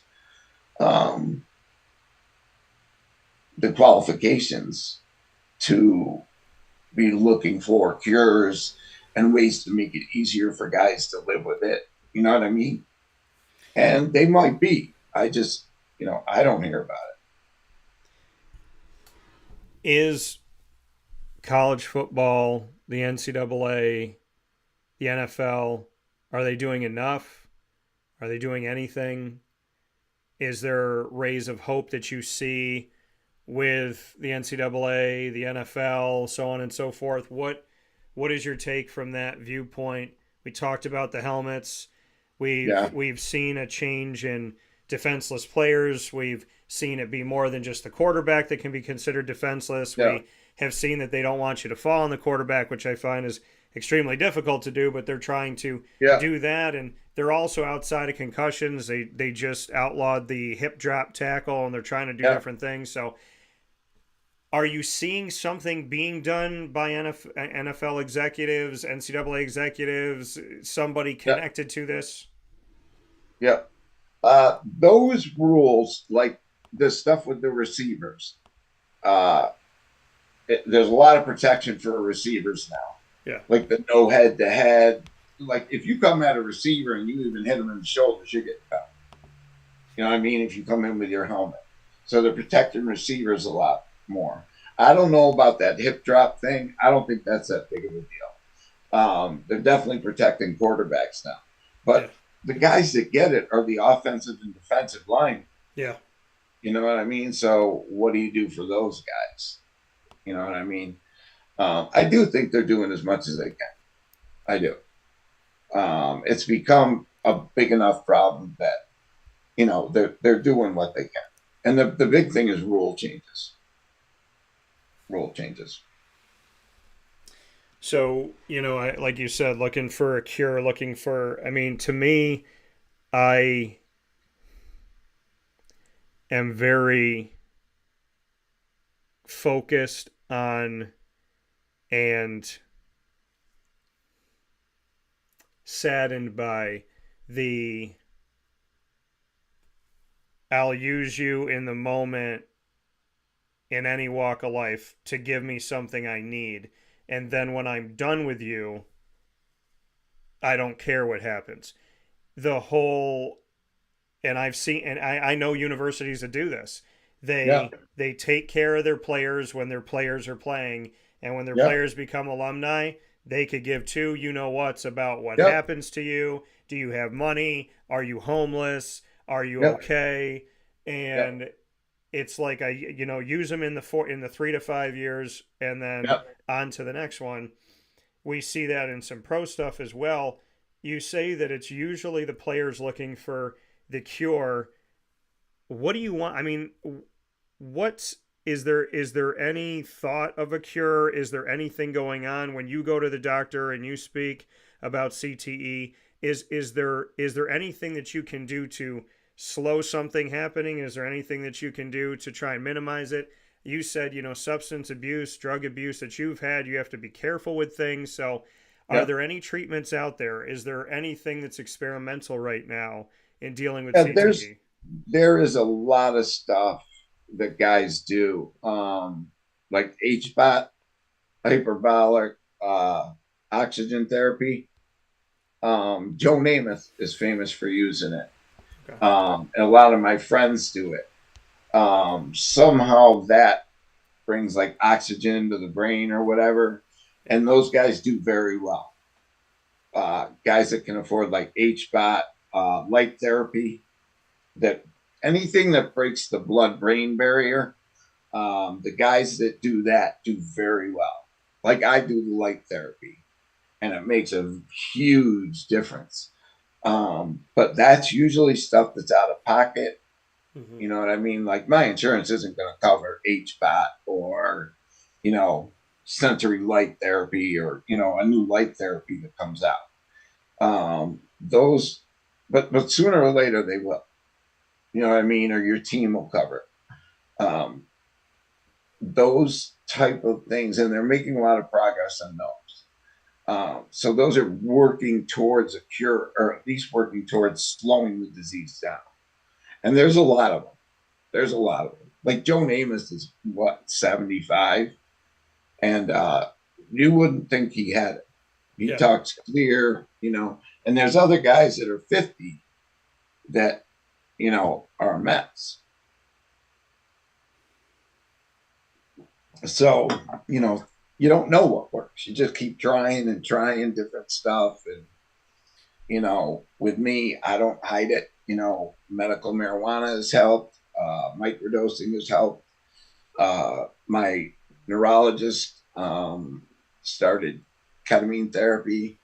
That's helped. Little stuff like that. Anything that helps. If people judge me, they judge me. You know what I mean? Me and my friends do it. A lot of guys do it. And you do what you do to get through the day. You know what I mean?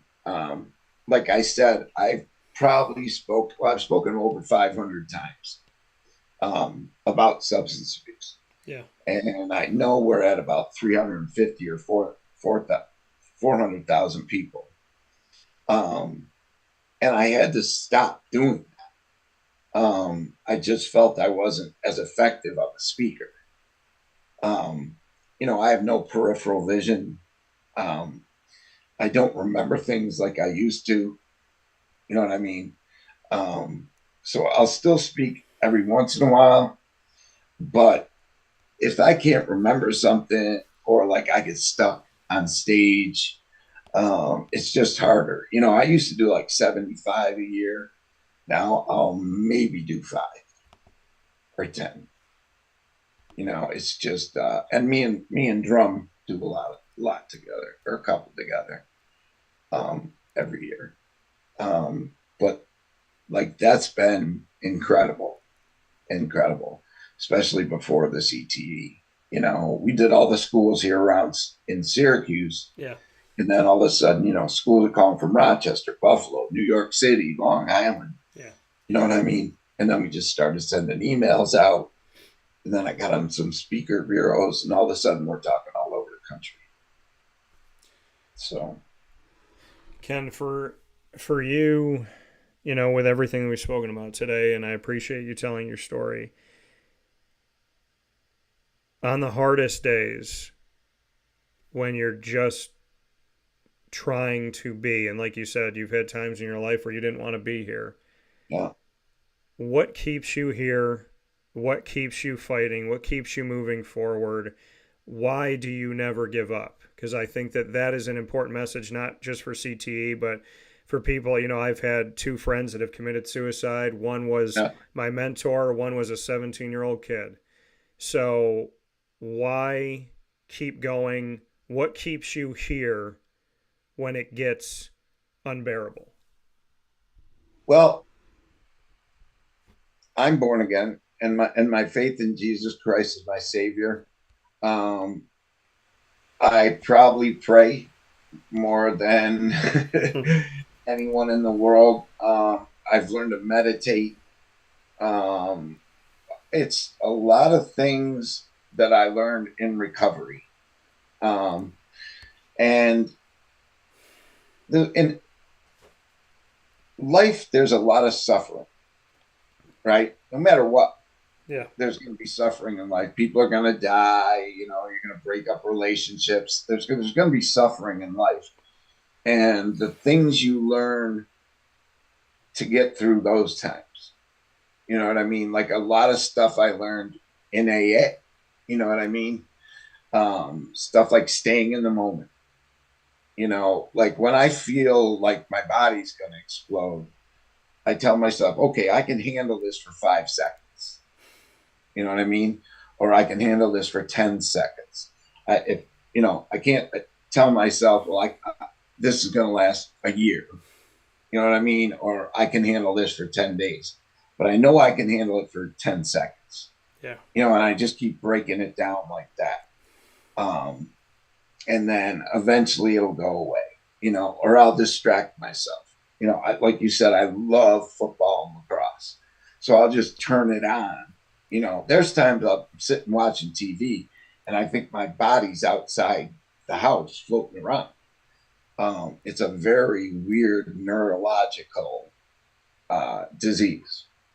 Like you have it's called depersonalization, where you feel like you're not in your body. Yeah. So like when that stuff happens, you just have to say like, this too will pass. You know what I mean? You know, or ask God to take it away. You know what I mean? And you just repeat those things over and over and over. And, you know, eventually they do pass. You know, nothing lasts forever. And, you know, I've learned that through suffering. Being an alcoholic and a drug addict, you go through a lot of withdrawal. You know what I mean? You go through a lot of stuff that's not fun. You know, opiate withdrawal, not fun. Alcohol withdrawal, not fun. You know, you can die from Xanax withdrawal. You know, a lot of people that are going through withdrawal from that attempt suicide. It's horrifying, the withdrawal from that. So I learned a lot from that as far as what to do when you're really suffering. You know what I mean? And I'm proud of what I've gotten through. As far as how much I've suffered, because it makes you a much stronger person. You mentioned your faith in God. I don't hide mine either. What can you say about your belief in God and keeping that front and center and what that means to you? Well, there's a saying, if you're going to worry, don't pray. And if you're going to pray, don't worry. Right? So if, in my mind, if Jesus has saved me and forgiven my sins, he's not going to drop me on my head. You know what I mean? So I just turn everything over to him. You know what I mean? So I don't have to worry about it. And I don't think anything happens by mistake in God's will. Nothing. So I believe that this happened to me for a reason. And I don't think there's anything more powerful than the God that created this earth. You know what I'm saying? And like his son that came down and then rose from the earth. You know what I mean?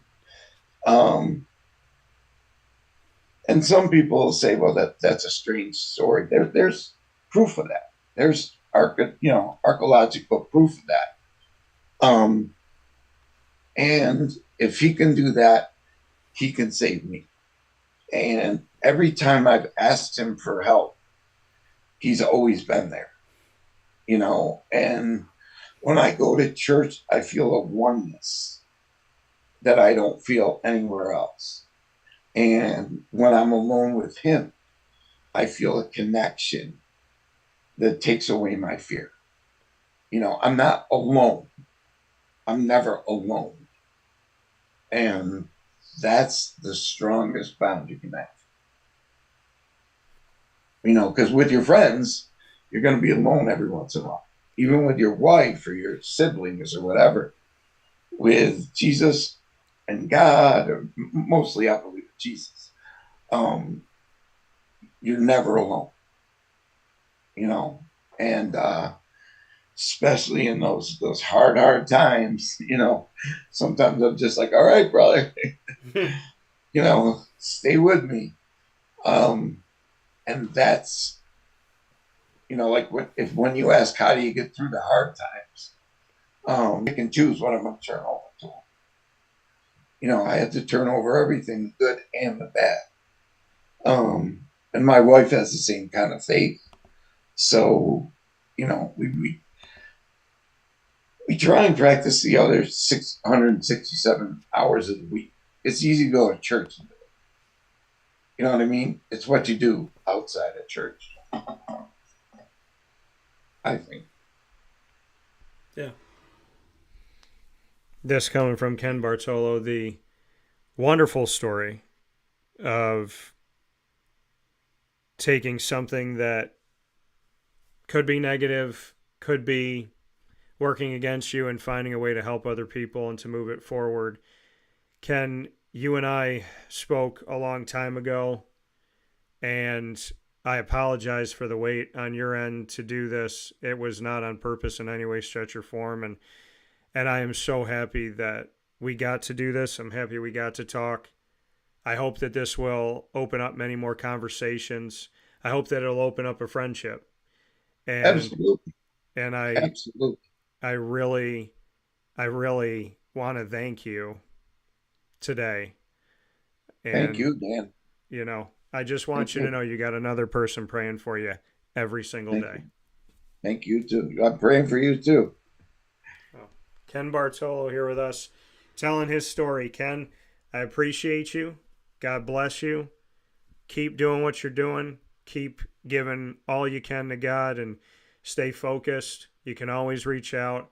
And I pray for you. I hope for you. I look forward to talking with you very soon. And don't ever give up, because somebody like you and the message that you had today, not only are you a great tribute to God and to responding to adversity with great strength and confidence, but this very conversation might help somebody else not to give up. So thank you for that today. Right back at you, Dan. And I feel like I've made a new friend today, and God bless you. I really enjoyed this. Me too. I really did. And hopefully I made a new friend too. You did. Absolutely. Great. So you have a good day. You take care of yourself. Say hi to your family, and I'll make sure that will. you and I will talk soon. But thank you today for everything, Ken, and keep going. All right. You picked the best friend to have. That's for sure. God is. Yeah, I know. Gonna let He's you the down. best. He's the best. Take care, Danny. Take care. See you, Ken. All right. Bye-bye. See you. That coming once again from Ken Bartolo here on Wake Up Call with Dan Tortora, where sports truly meets that thing called life. We want to thank Ken for sharing his story today, being so open, so honest, so willing to speak on, I've been a broadcaster for over 20 years, and the longer I do this, the more I feel like I have to take a breath in between words.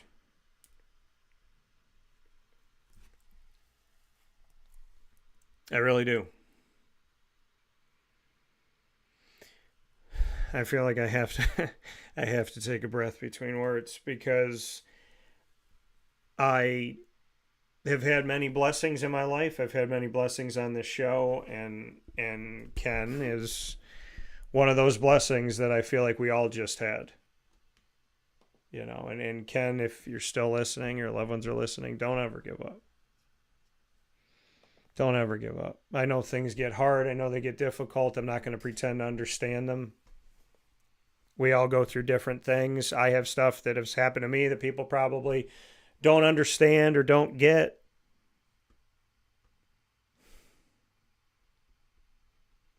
And I don't think any one of us can say to anybody else, my plate is more than yours. My hardship is more than yours. I don't think anybody can say that or should say that. I think we all have different things. And I think God, and I agree with you, Ken, I think God has commanded us to live a life where adversity must be a part of it, because without adversity, we cannot grow. Without adversity, we don't know who we are. Without adversity, we cannot become the person that we become. We cannot reach our highest potential without being challenged. We can't. You would never know who you are if not faced with adversity.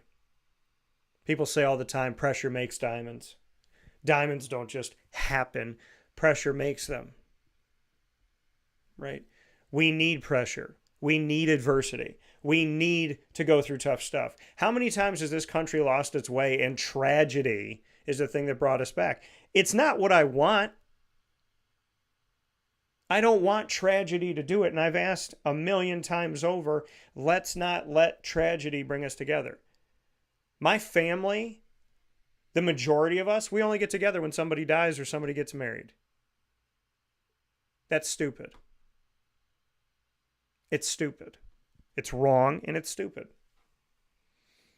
You only get married, you only get together to celebrate people coming together.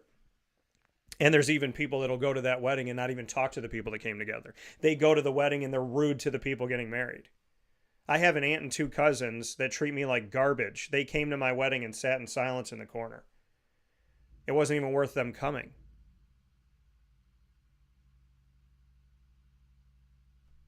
We need to be more purposeful with our actions. We need to be more purposeful with our words. And I don't say that to hurt them.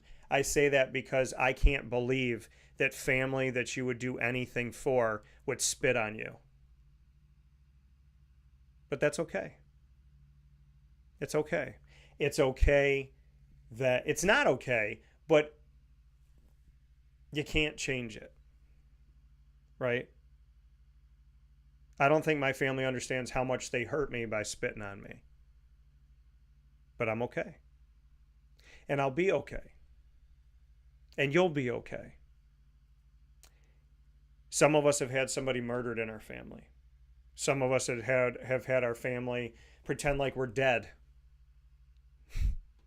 Some people have had someone try to kill us. Some people are going through CTE. Some people are going through addiction. Some people are going through a breakup. Some people are going through neurological problems and neuropathy. Some people have cancer. Some people have AIDS. Some people have HIV. Some people don't have the access. You know, people wonder, like, Magic Johnson said he had HIV when I was 10 years old. He's still alive.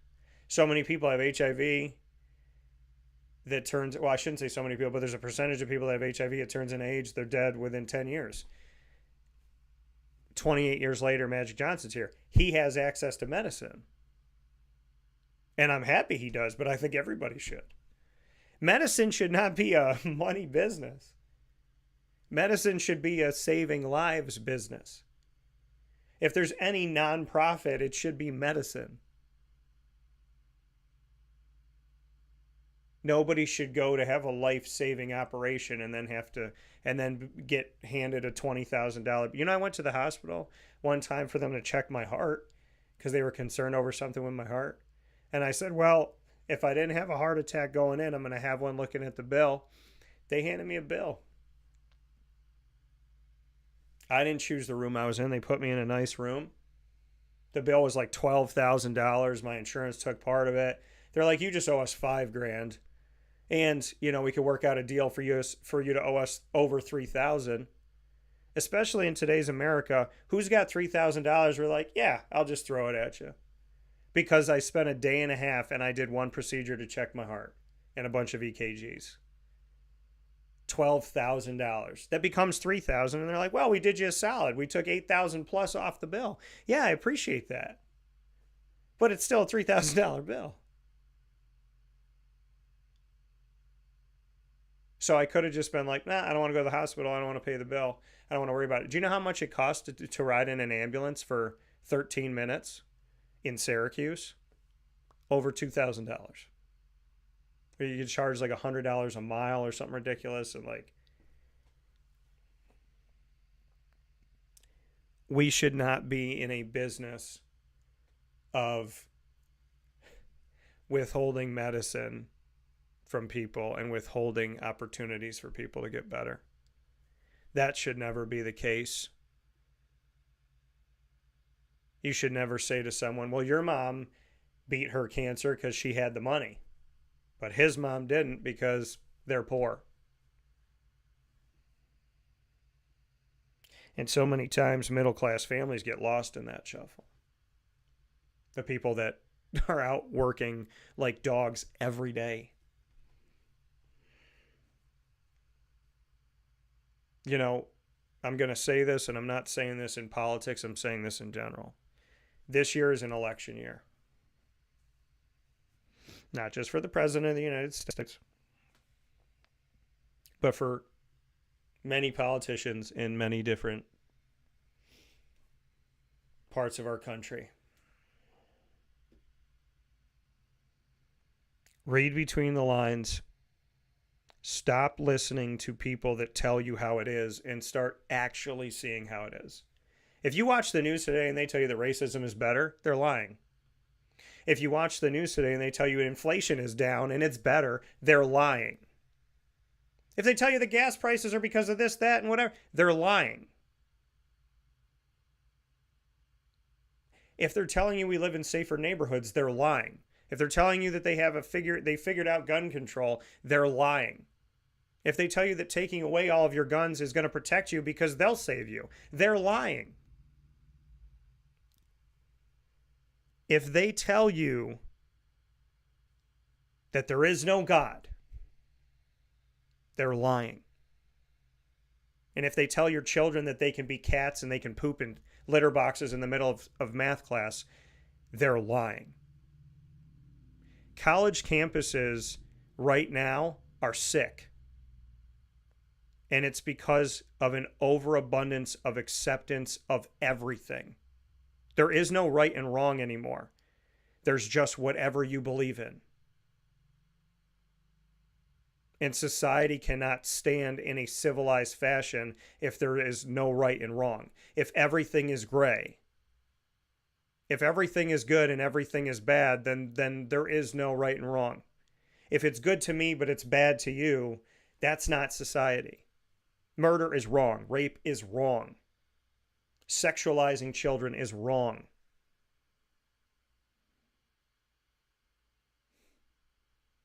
Yet, here we are today, just trying to appease each other, doing everything we can to keep someone from writing a letter to the teacher or writing a letter to the principal or writing a letter to the dean of schools.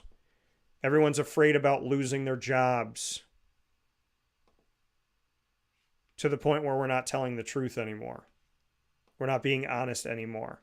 We're not saying enough is enough. We're not sticking up for things.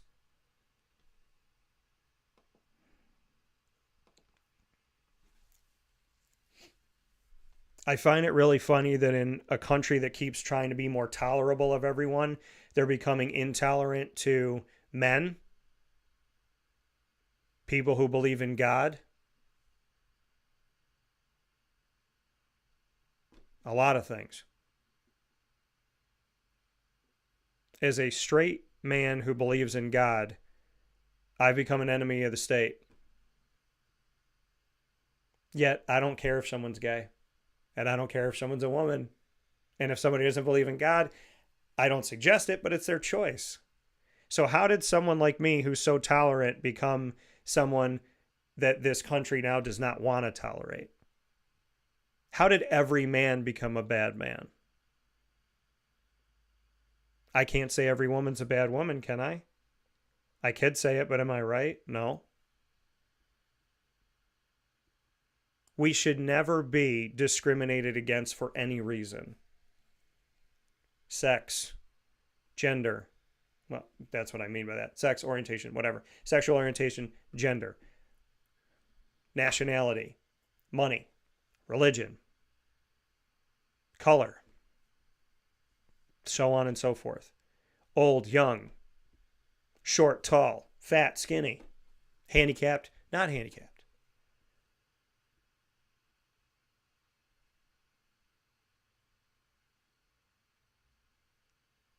I don't understand what we're doing. And Ken just had a real conversation about real things. Addiction, CTE.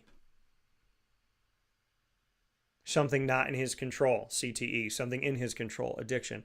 And how does he learn from it? How does he grow from it? How does he get through the day? What did he say? He's got a razor blade that goes through his body at all times. It never fully goes away. And how does he get through it? By helping other people and keeping God first. Believing in God, helping others. That prayer. And what did he say? If you're going to worry, don't pray. And if you're going to pray, don't worry. I had a sign up in my apartment that said, pray about everything, worry about nothing. And I have to do a better job of that. I am not here on my show to be controversial. I know a lot of people love controversy. It sells tickets. It gets you to click. I'm not here to be controversial. I'm here to say enough is enough. College campuses are screwed up and schools are screwed up in general because leaders in those places are telling young people lies. They're manipulating them, they're attacking them, and they're making them essentially work for them. They're creating robots. They're feeding them false information, and then these people are feeding false information, and you're creating an epidemic of insane proportions of people that have views on things. I honestly think in college campuses today, when they teach about Hitler, they might not even say he's a bad person. They might just say he's misunderstood. And I'm not saying every college campus. But when we're sitting here in the Ivy League and they cannot sit in front of Congress and say that they're against anti-Semitism,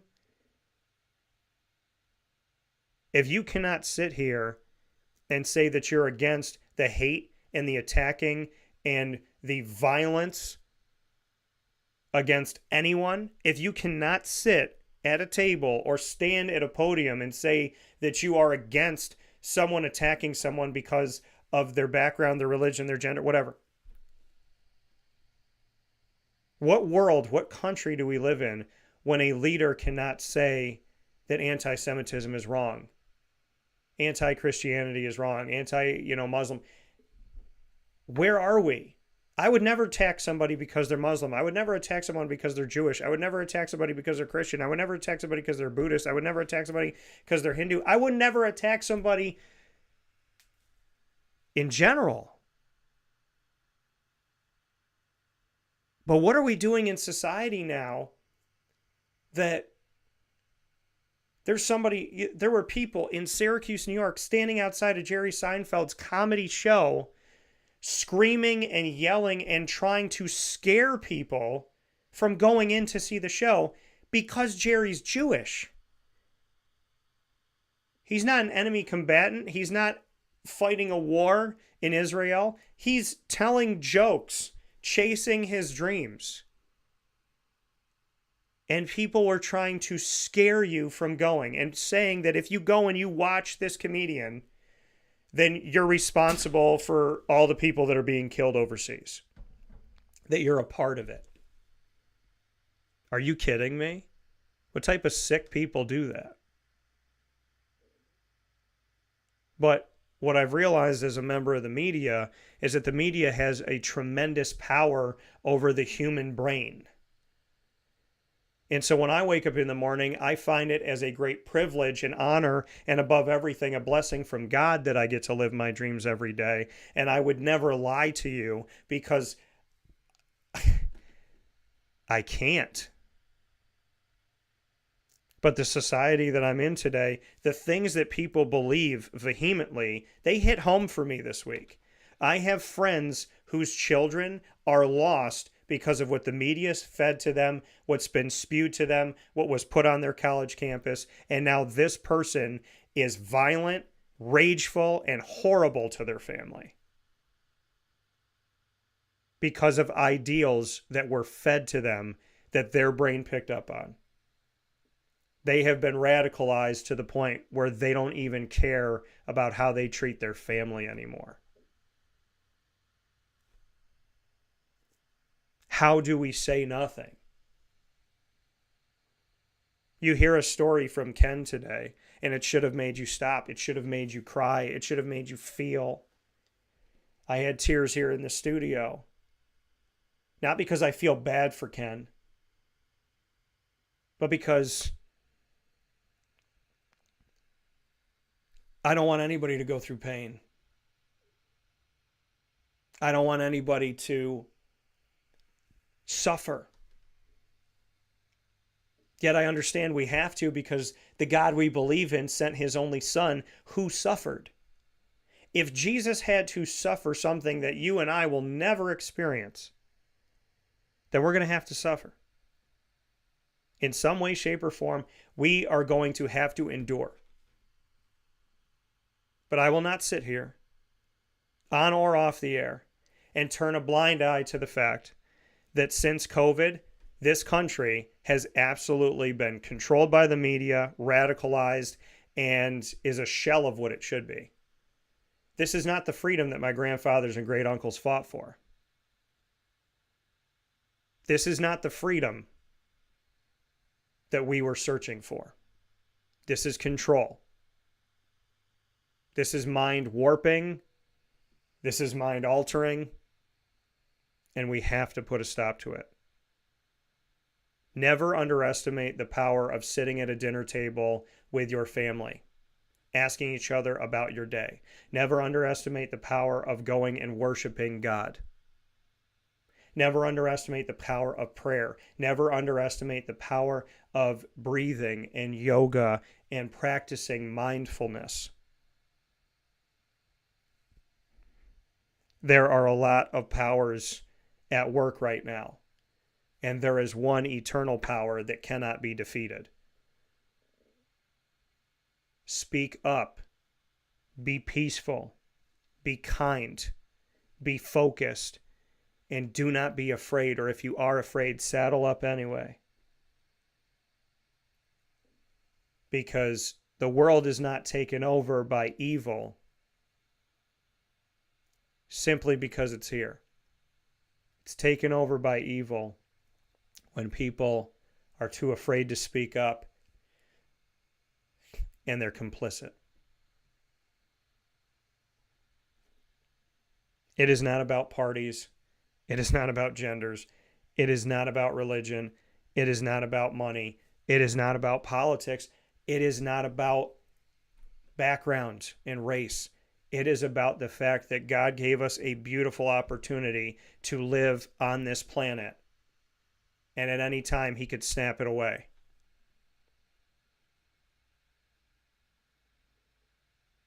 We need to start living with not only a goodness toward ourselves and toward our loved ones, but a goodness toward the world. We need to wake up in the morning understanding that it is a great honor and a great privilege to be alive. And that we must care about our neighbor. You know, I hit my Achilles. My door hit my Achilles this week, and I was on the phone with my mom. And it hit it just square, just right up against my Achilles. I yelled out in pain. I knelt down on my front porch, in my doorway, let out a scream, let out multiple screams of pain. No one opened their door that I saw. Well, I couldn't say nobody opened their door. Nobody came to help because I was turned my back to my neighbors. Nobody helped. Middle of the day, cars in the driveway. You hear one of your neighbors yelling out. You don't know, has this person been shot? Have they been hit? Are they having a heart attack? Did they hit their Achilles? Did they lose something? Did someone pass away? Not a single person did anything. Not one person did anything in my neighborhood. No, and I live in a good neighborhood. No one helped. No one did a word. No one said anything. Nobody asked after the fact. Hey man, I heard you outside yesterday. Are you okay? We must start caring about our neighbor. Because I can promise you this, whether you care about your neighbors or you don't, if something happened to you, you would absolutely expect somebody to help you. That's the funny thing about society. People that don't care and people that do care, they always want somebody to care if it happens to them. If you don't care about anybody, but something happens to you, you want them to care about you. If you care about everybody and something happens to you, you want them to care about you. We all want people to care about us, but not all of us care about other people. That has to change. We have to speak up. We have to stop the madness. That's what my mom always says. Stop the madness. You may believe in God, you may not. But if you read the book of Revelation and you look at today's society, we're trending more toward the final book of the Bible, and that's not good. So I'm not here to preach. I'm not here to doomsday clock. I'm here to say, where is the humanity? Where is the kindness? I'm surrounded by good people. I have a fantastic life, but it doesn't mean I don't see. I see. And I speak up. And people go, well, what if you get canceled? What if somebody doesn't like what you say? Do you understand how sick of an environment? Do you understand? People are afraid of North Korea because if somebody speaks up, something bad could happen to them. People were afraid of Nazi Germany because if you spoke up against it, something bad could happen to you. People were afraid to speak up against tyrants and dictators. People are probably afraid to speak up against Putin because they think something bad's going to happen to them. Why would you want America to become that? That if you speak up, someone could cancel you, destroy you, eradicate you. Because you shared your love and your joy and your excitement and your want for the world to get better.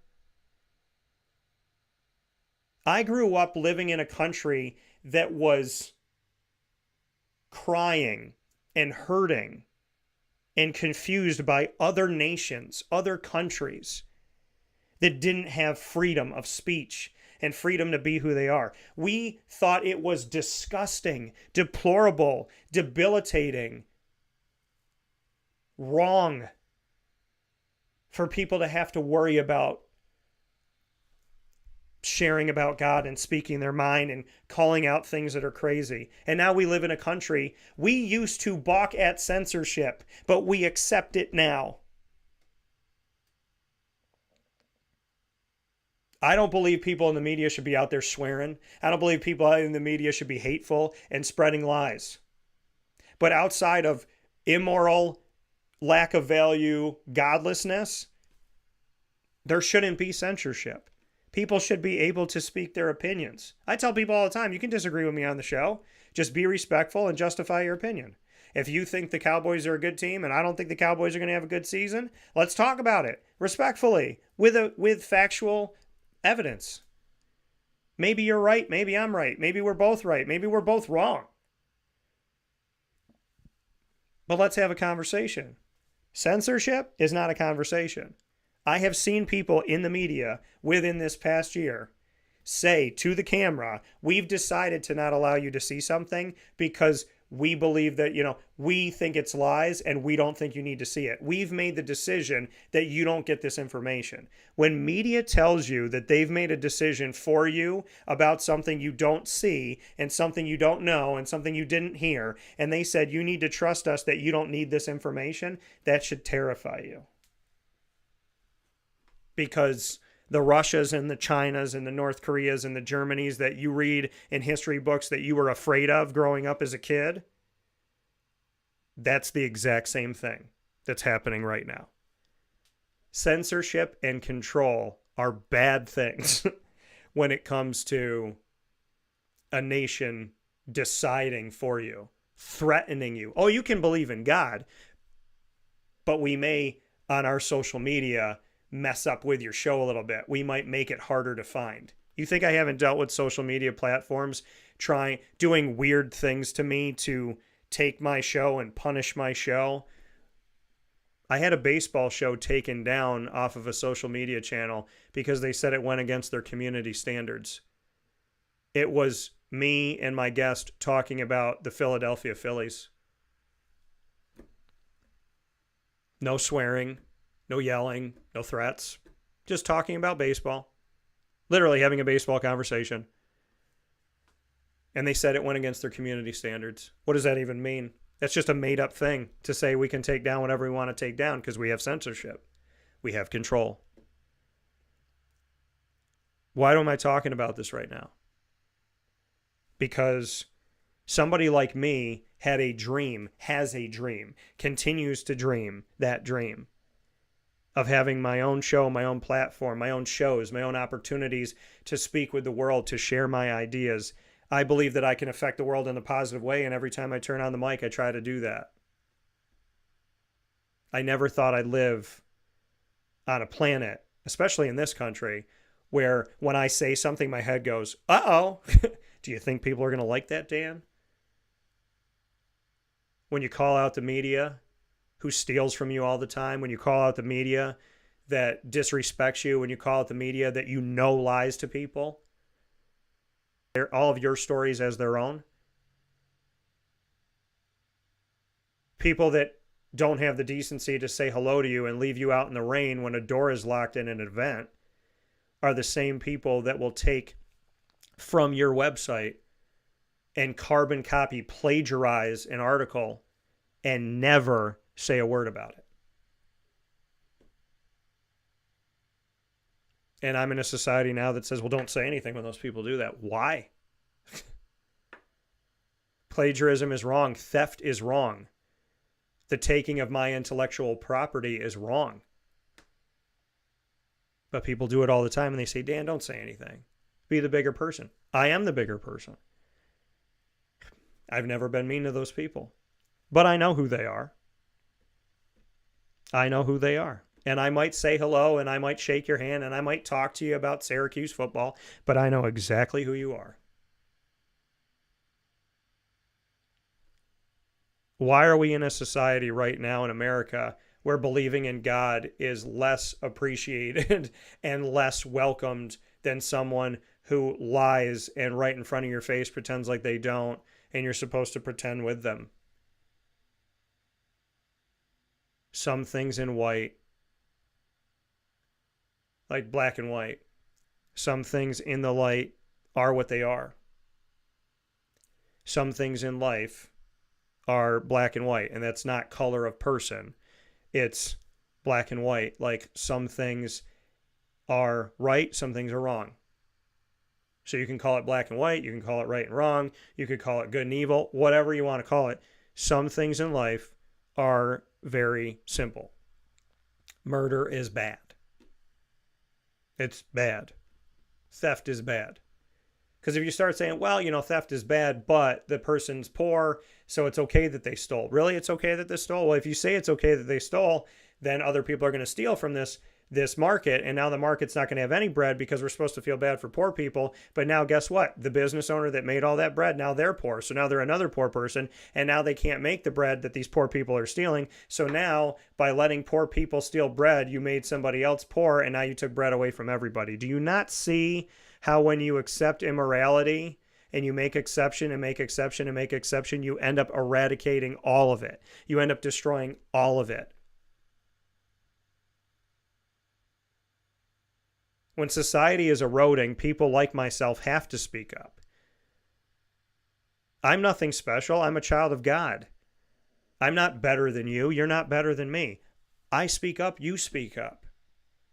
Enough is enough. We went through a pandemic, and some people are still mean and hateful, and they steal. Some people learn nothing. Some people got worse after the pandemic. They're crappier to people now than they were before. How does that happen?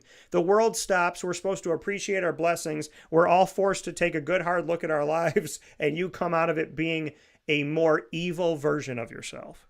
How does that even happen? But that cannot stop you from being the light. It cannot stop you from loving. It cannot stop you from trying.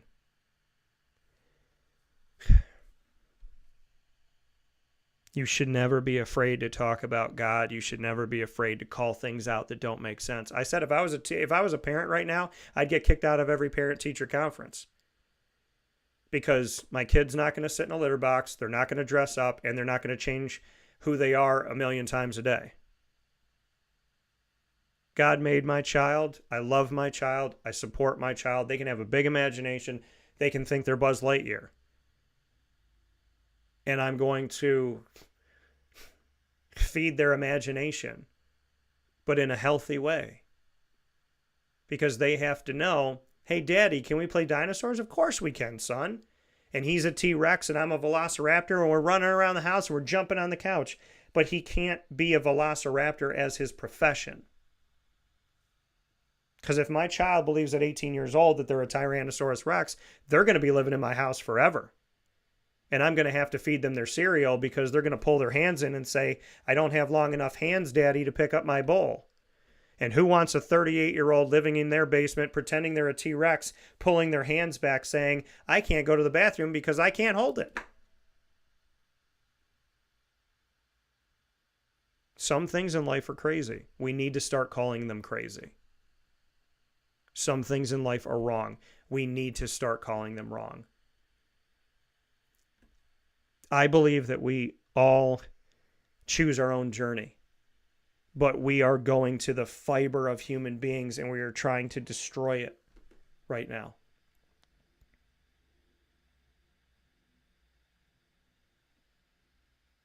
And that's not fair. Because there's people like Ken, like Rob, that are actually hurting. We created this fabricated reality and we're trying to make it our reality now. We created fake problems. We gave children so much more to think about than just playing in a sandbox and having fun with their friends. We wonder why the world is so screwed up because we screwed it up. Life is not hard. People are. People make life difficult. Life is not inherently difficult. We make it difficult. Adam's life was great before he was like, yeah, Eve, you're right. Let's do this thing that we're not supposed to do. Life was great. He was out in the field doing this, having fun, eating this. He had everything he could ever want.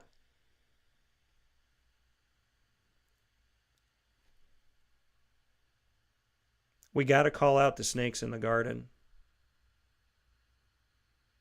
Because whether you think it's a snake or you pretend it's not a snake or you say it is whatever it thinks it is, maybe the snake's a giraffe, it's going to bite you. Sometimes a snake is a snake. Sometimes bad is bad. Sometimes good is good. I mean, all the time bad is bad and good is good. But you know what I mean? Some things are just simple. And I was raised on morality. I was raised on goodness. I was raised that certain things can never change. Lying is never good. You don't lie. Well, what if my wife gained 40 pounds and she asked me if she looks pretty in the dress? You don't lie.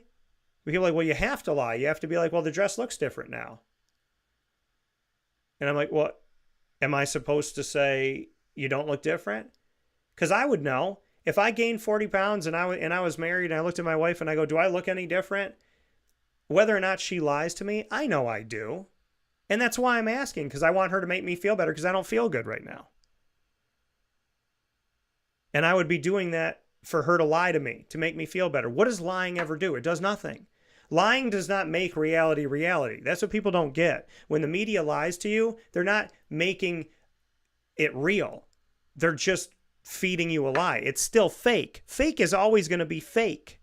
It's not going to be real. No matter how much you want it to be real, it's not going to be real. Even if you believe it's real. If somebody puts a steak down on the table and they tell you it's an orange, it's a steak. And if they believe it's an orange, it doesn't taste like an orange. And if they think it's an orange, it doesn't look like an orange. No matter what they say about that steak, no matter how much they vehemently believe that it is an orange, it will always be a steak. We can feed as many lies as we want to feed, but all it does is disrupt. And I think all that's happened since COVID is it's just been a whole lot of creating fake problems to take away from the real ones in this country. Inflation, poverty, hate, racism, sexism, prejudice of any kind, discrimination. There are people hurting. I was in New Orleans after Hurricane Katrina. A year after I was there, people were telling me nothing had changed. Nothing. In almost 2 years had changed. The media can tell you whatever they want to tell you. People can spew whatever they want to spew.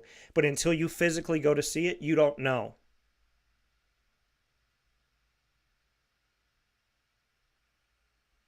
If you want to understand something, then seek to understand it.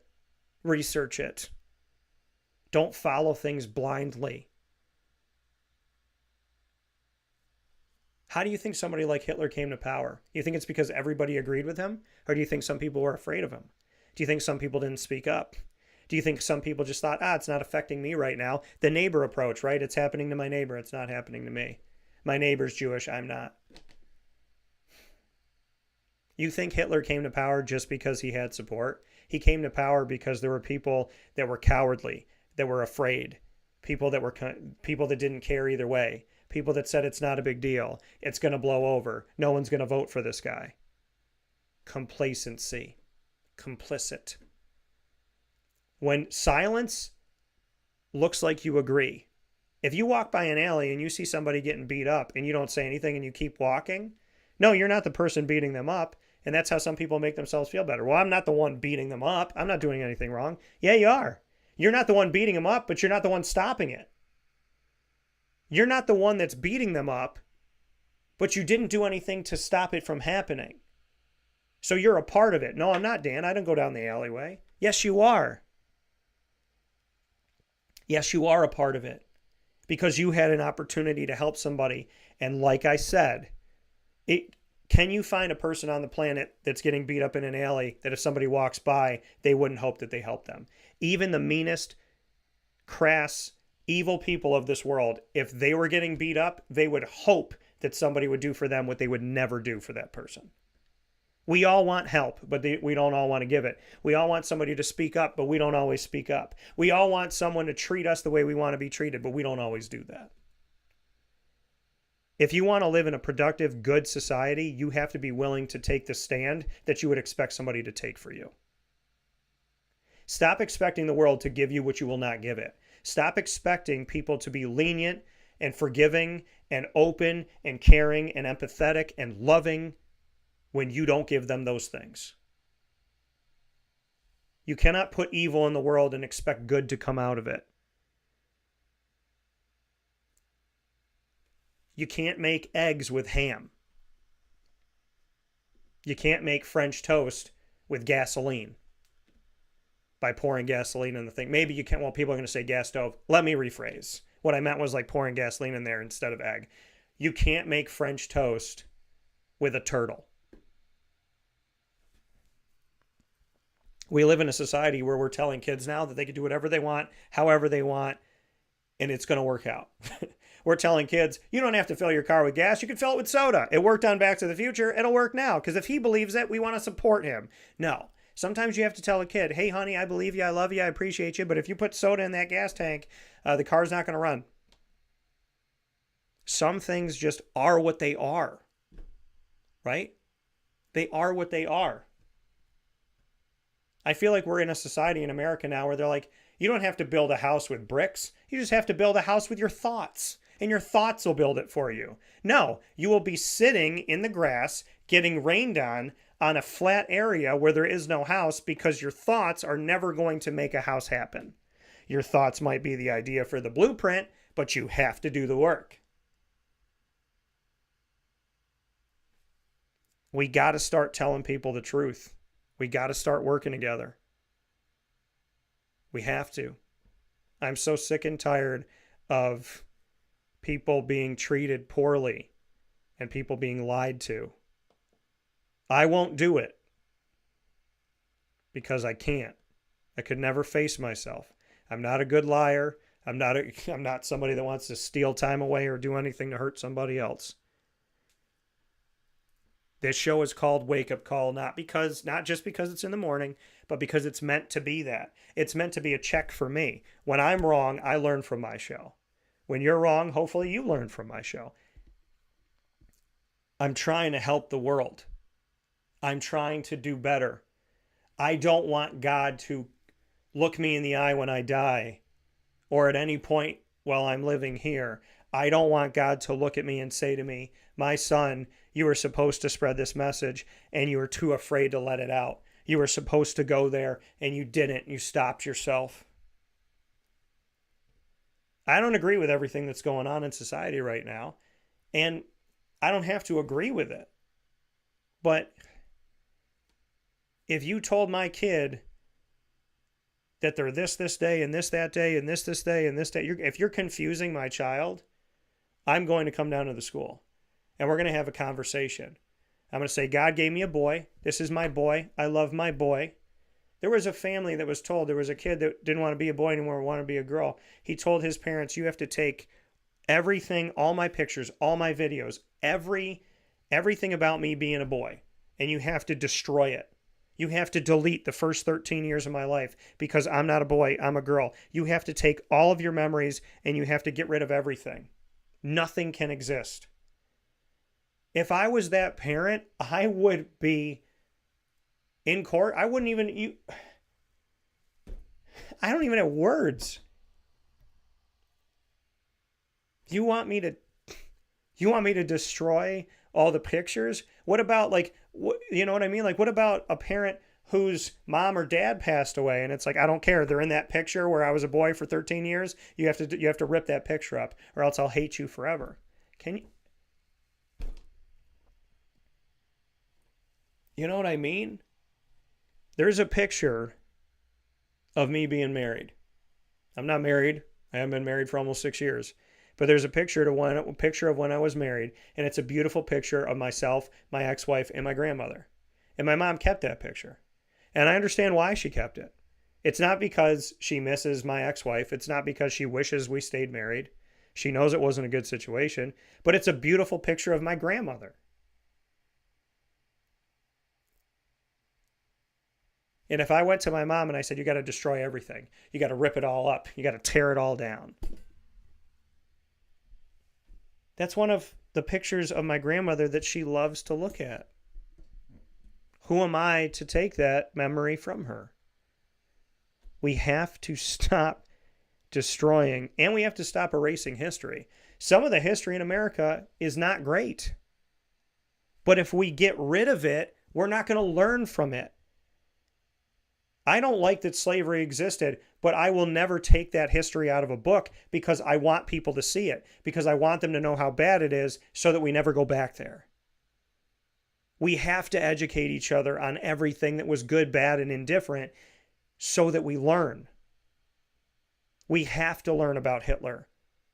I never thought ever in my life that anti-Semitism would be prevalent to the point where people actually feel good about it.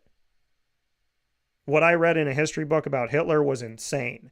The fact that there's people that are proudly against Jewish people just because those people are Jewish, that's insane to me. I have friends that are Jewish.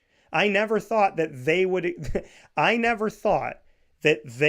in 2024 be afraid to walk down the street, be afraid to go and worship, be afraid to put on a yarmulke and show that they're Jewish.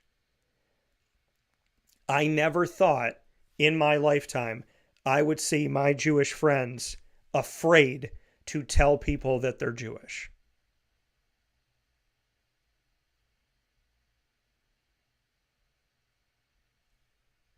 That's one example of what's happening in today's society.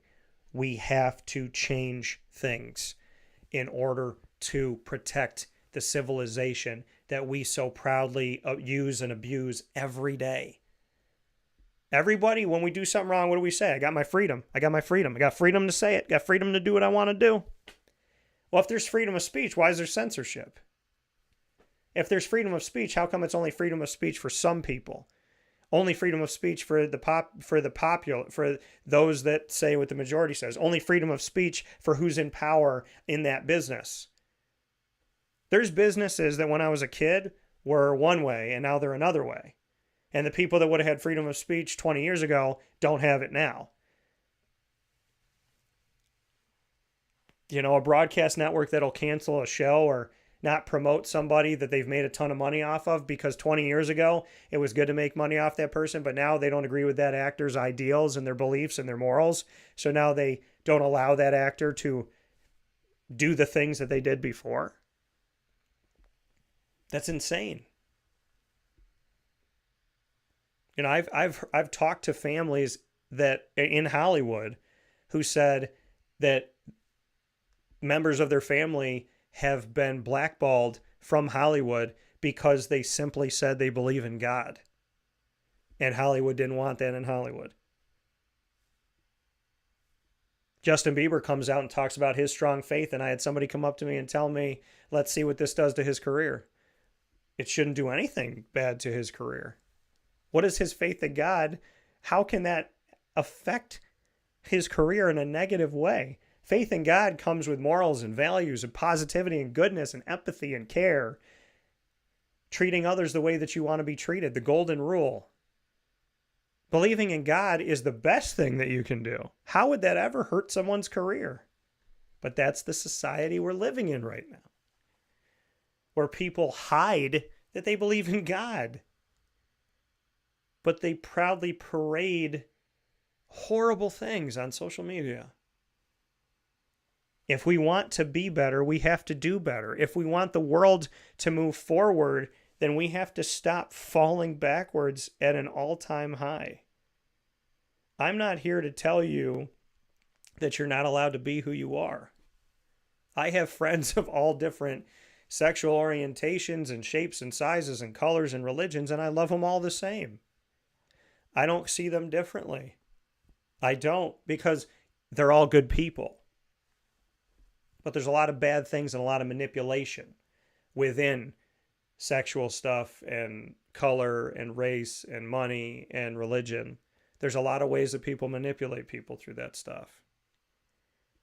Grouping society divides it so that you can take it over. A society that is impenetrable is a society that holds hands with people that don't necessarily have the same views as they do. Almost all of us say that Congress is a you-know-what show. Why can't they all just get along? Why can't they all just pass this bill? Why can't they agree on this? The American populace is affected by the fact that two parties can't play nice in the sandbox, and most of us see that, and most of us are frustrated by that. Then why do we do it in our lives? You don't look like me, you don't act like me, I don't like you. You're being the same. A house divided cannot stand. It can't. And we become so complacent with just doing as I say, not as I do.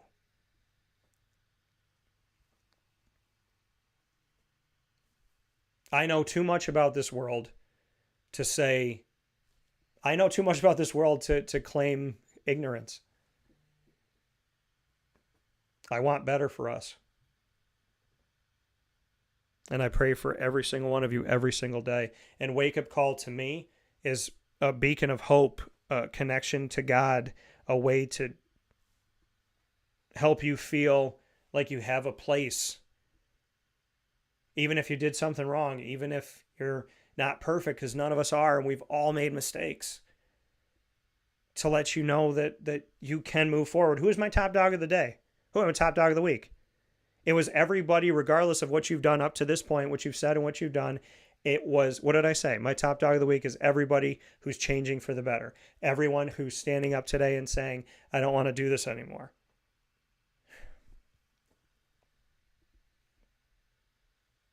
You can reform. You can grow. You can learn. I grew up around people as a kid that were racist, but I never became racist. I questioned it. Why do you think that is? Because at the basis of everything that people were what everyone was trying to teach me stuff on the outside, my faith in God was so strong, is so strong inside of me.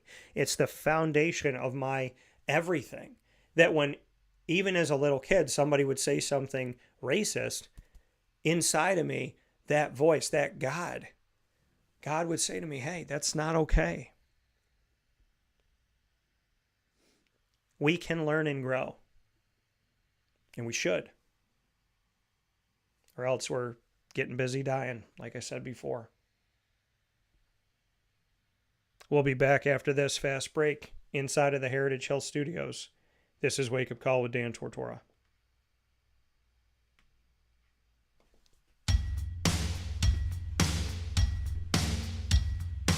Central New Yorkers, you can now enjoy the taste of Heritage Hill award-winning craft beers, seltzers, and a full bar at 3 locations. Spend your weekends at their beautiful location in Pompey with its amazing views, sunsets, family, and pet-friendly facilities, as well as extensive private event areas. Get their taps, tonics, and tastes in their brand new North Syracuse location at Sweetheart Corner in North Syracuse, New York.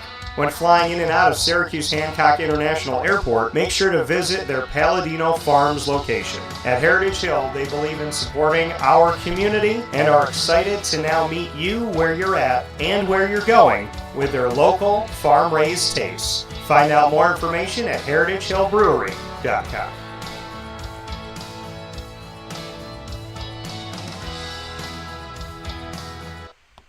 Carvel DeWitt, it's what happy tastes like. Do you know why? Because we make ice cream. Creamy, rich, flavorful ice cream. Not yogurt or iced milk like some of our competitors. Ice cream.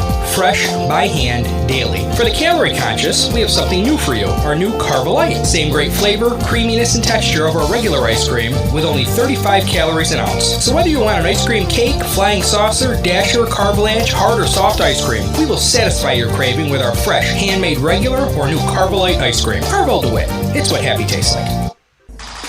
The Wildcat Sports Pub in Camillus, New York is located on 3680 Milton Avenue in the Home Depot Plaza. It is your family-friendly sports bar and restaurant. Folks, some sports bars aren't family-friendly. Some family-friendly restaurants are not sports bars. The Wildcat Sports Pub in Camillus, New York is proud to be both. It is that marriage that you've been looking for years. The Wildcat Sports Pub is your home base for your sports bar and restaurant needs, games for the kids, indoor and outdoor activities, and enough things on the menu to come back every single week and get to try something new. They're open Sundays from noon to 8 p.m., Monday through Wednesday, 11 a.m. to 11 p.m., and Thursday through Saturday from 11 a.m. to midnight. For reservations and party information, call 315-487-2222 for the Wildcat family-friendly sports pub and restaurant.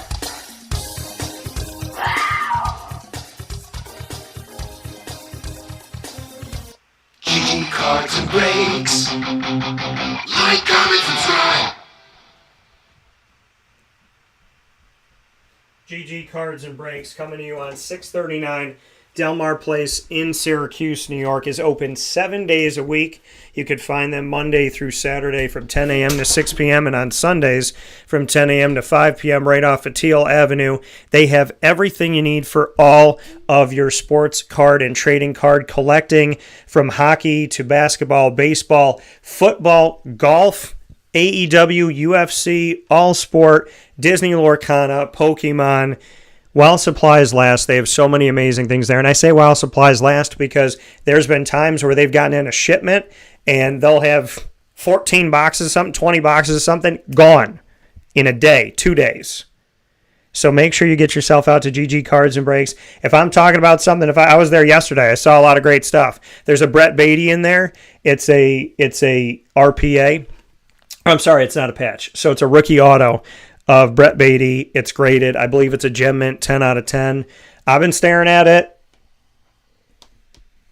You know, there's a lot of people like Brett Beatty. I just sold my Brett Beatty. I sold it at the Philly show, and now I'm looking for a new Brett Beatty. I was okay to sell it at the time, and now I'm looking for a new one, right? Because I like the card, or I mean, I should say I like the player, and liking the player, you know, I just definitely appreciate the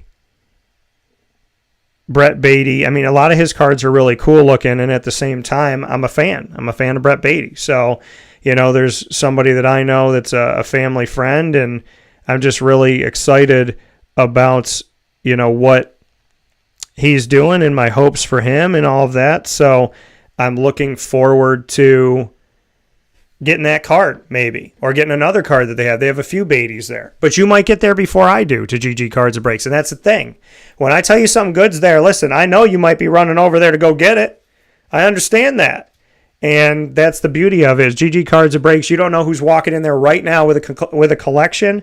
They might buy that collection. They might buy something from that collection and then put it right there in the display case. They might get a shipment in today, and you've been looking for a certain set, certain box of cards. You've been looking for something in baseball, and they didn't have it on Wednesday, but they might have it today. GG Cards and Breaks is not only a place you should go into sometimes, you should go in there frequently. Because, number one, Josh and Anthony, awesome people, hardworking, put together a great staff, and they are constantly doing everything they can to make your life easy when you go in there looking for something and to answer the questions that you have. On top of that, they have awesome products. On top of that, they're from our community. They love our community. And it's that place that brings me back to being a kid. I was in there yesterday for a couple hours, and I bought some stuff, but more than anything else, I just love talking to everybody and laughing and joking around, breaking up their day, breaking up my day, having a good time. GG Cards and Breaks isn't just a sports card shop. It's a place to build your community, build your friendships. It's a place to connect with people. And it's a place to feed that kid that you are and that kid that has lived within you your whole life. GG Cards and Breaks, 639 Delmar Place in Syracuse, New York, open 7 days a week. Let them know that DT sent you when you go in. With that being said, here on Wake Up Call with Dan Tortora, Wake Up Call with Dan Tortora, of course, Monday through Friday from 9 a.m. to 11 a.m. Eastern Time, is inside of the Heritage Hill Studios. You're watching and listening on YouTube.com, Facebook.com, both / Wake Up Call DT, and on wakeupcalldt.podbean.com. Once we go live, we jump into the archives, and you can find Wake Up Call on Amazon Music, Audible, iHeartRadio, iTunes, and Apple Podcasts, Player FM, Podbean, Podchaser.com, Podvine, Spotify, TuneIn, and YouTube. All you have to do is search Wake Up Call with Dan Tortora, or one word, Wake Up Call DT. A big time thanks to our incredible partners, of course, Heritage Hill, the Heritage Hill Brew House in Pompey, as well as the new location, Heritage Hill North, in the expansion of the Heritage Hill brand on 628 South Main Street in North Syracuse, New York. And a thanks to Carvel DeWitt, the Wildcat Sports Pub, Mon Pa's Kettle Corn and Popcorn Factory, GG Cards and Breaks, Avicoli's, K9 Camp Dog Daycare, Chick-fil-A Cicero and Chick-fil-A Clay, K9 Kampground Dog Boarding, Pizza Man, as well as Great Lakes Honda City and Mother's Cupboard. Head to Mother's Cupboard today and every day of the week, 6 a.m. to 1:30 p.m. to get the Cuse McMother. The Cuse McMother is my sandwich, bacon, egg, and cheese inside of 2 pieces of French toast. Cut it up and have it with some syrup. Pick it up and eat it like a sandwich, exclusively at Mother's Cupboard on 3709 James Street in Syracuse, New York. 7 days a week. Get that Cuse McMother today.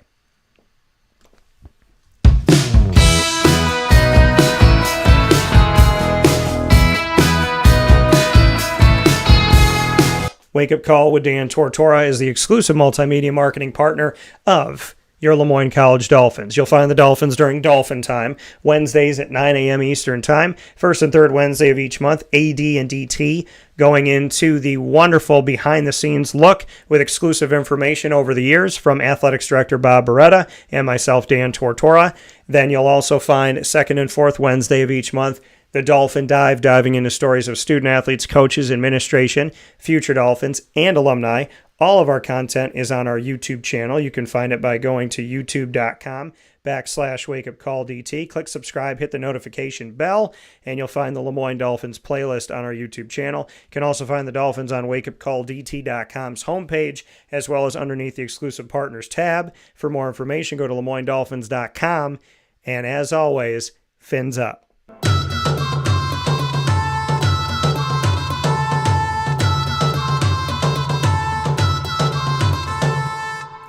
The Bryant Stratton College Bobcats of Syracuse are exclusive multimedia marketing partners with Wake Up Call with Dan Tortora. You'll find your Bobcats every single month in what we call the Bobcat Buzz with student athletes, coaches, and administration. Find all of our Bobcat content by going to youtube.com/wakeupcalldt. Click subscribe, hit the notification bell. You'll find the BSC Syracuse playlist on our YouTube channel. You also find the Bobcats by going to wakeupcalldt.com's homepage and to the exclusive partners tab on wakeupcalldt.com. For more information, go to syracuse.bscbobcats.com and go Bobcats.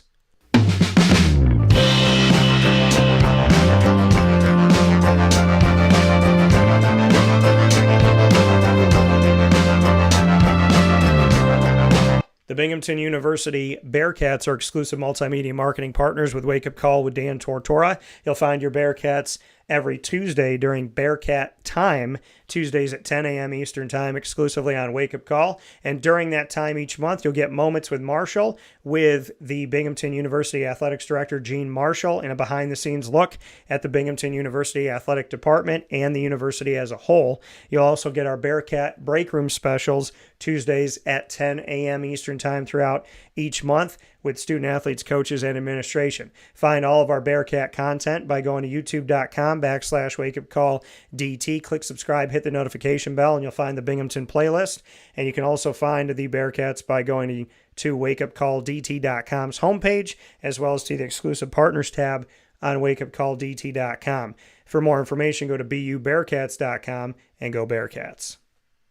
With that being said, here on Wake Up Call with Dan Tortora from inside of the Heritage Hill Studios, we thank you for tuning in to this broadcast of Wake Up Call inside of MonPawsPopcorn.com's What's Poppin', bringing you the annoying moment of the week, proudly presented by Carvel DeWitt. Lead, learn, evolve, ad-lib, and deliver. Proudly presented by Chick-fil-A Cicero and Chick-fil-A Clay. The top dog of the week, proudly presented by Canine Camp Dog Daycare and Canine Kampground Dog Boarding.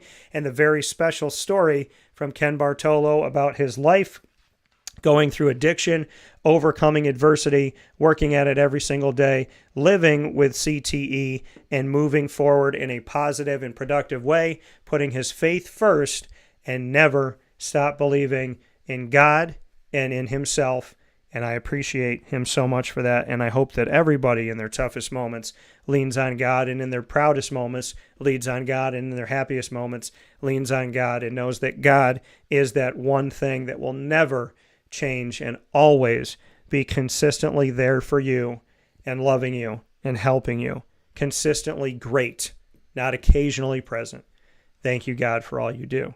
Thank you to each of you for watching and listening. Please make sure if you're not with us on our socials that you do that. Facebook at WakeUpCallDT, X at CallDT, Instagram at WakeUpCall_DT. And just so you all know, I'm going to be at the Crawfish Fest tomorrow. That's right, baby. It's been a year in the making. I will be at the Syracuse Crawfish Festival in Clinton Square tomorrow, this Saturday, May 4th, which is Star Wars Day. May the 4th be with you. Very excited. So I will be there at the Syracuse Crawfish Fest this Saturday, May 4th. It starts at 11 a.m. And I'm not only going to be broadcasting live, I decided to bring some guests with me. So you will have the opportunity to, at 11 a.m., be with Heritage Hill.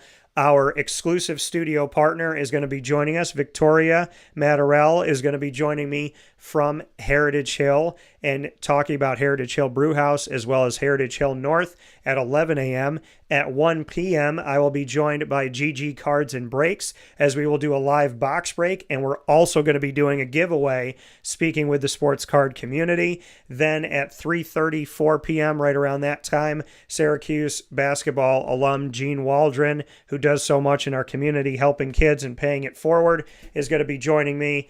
And at 5 p.m. Tomorrow on Saturday, May 4th, I will be joined by my co-host of Tortora and Elford and one of my closest friends and someone I consider a brother, Isaac Elford, will be joining me to speak on the sports world and what's going on in our community. So we got a full day of guests, a full day of great food, wake-up call with Dan Tortora, on site, on location, in my hometown at the Syracuse Crawfish Festival. We'll see you this Saturday, May 4th. They're open from 11 to 7 for the festival in Clinton Square. Can't wait to broadcast, shake hands with you, and come over and say hi. So if I've met you before, come say hi. If I've never met you before, come over, say hi, and it'll be great to see you all. God bless you all. Have a fantastic day. No stress. Don't be afraid to speak up. Please be good to each other. And just love each other. Do your best.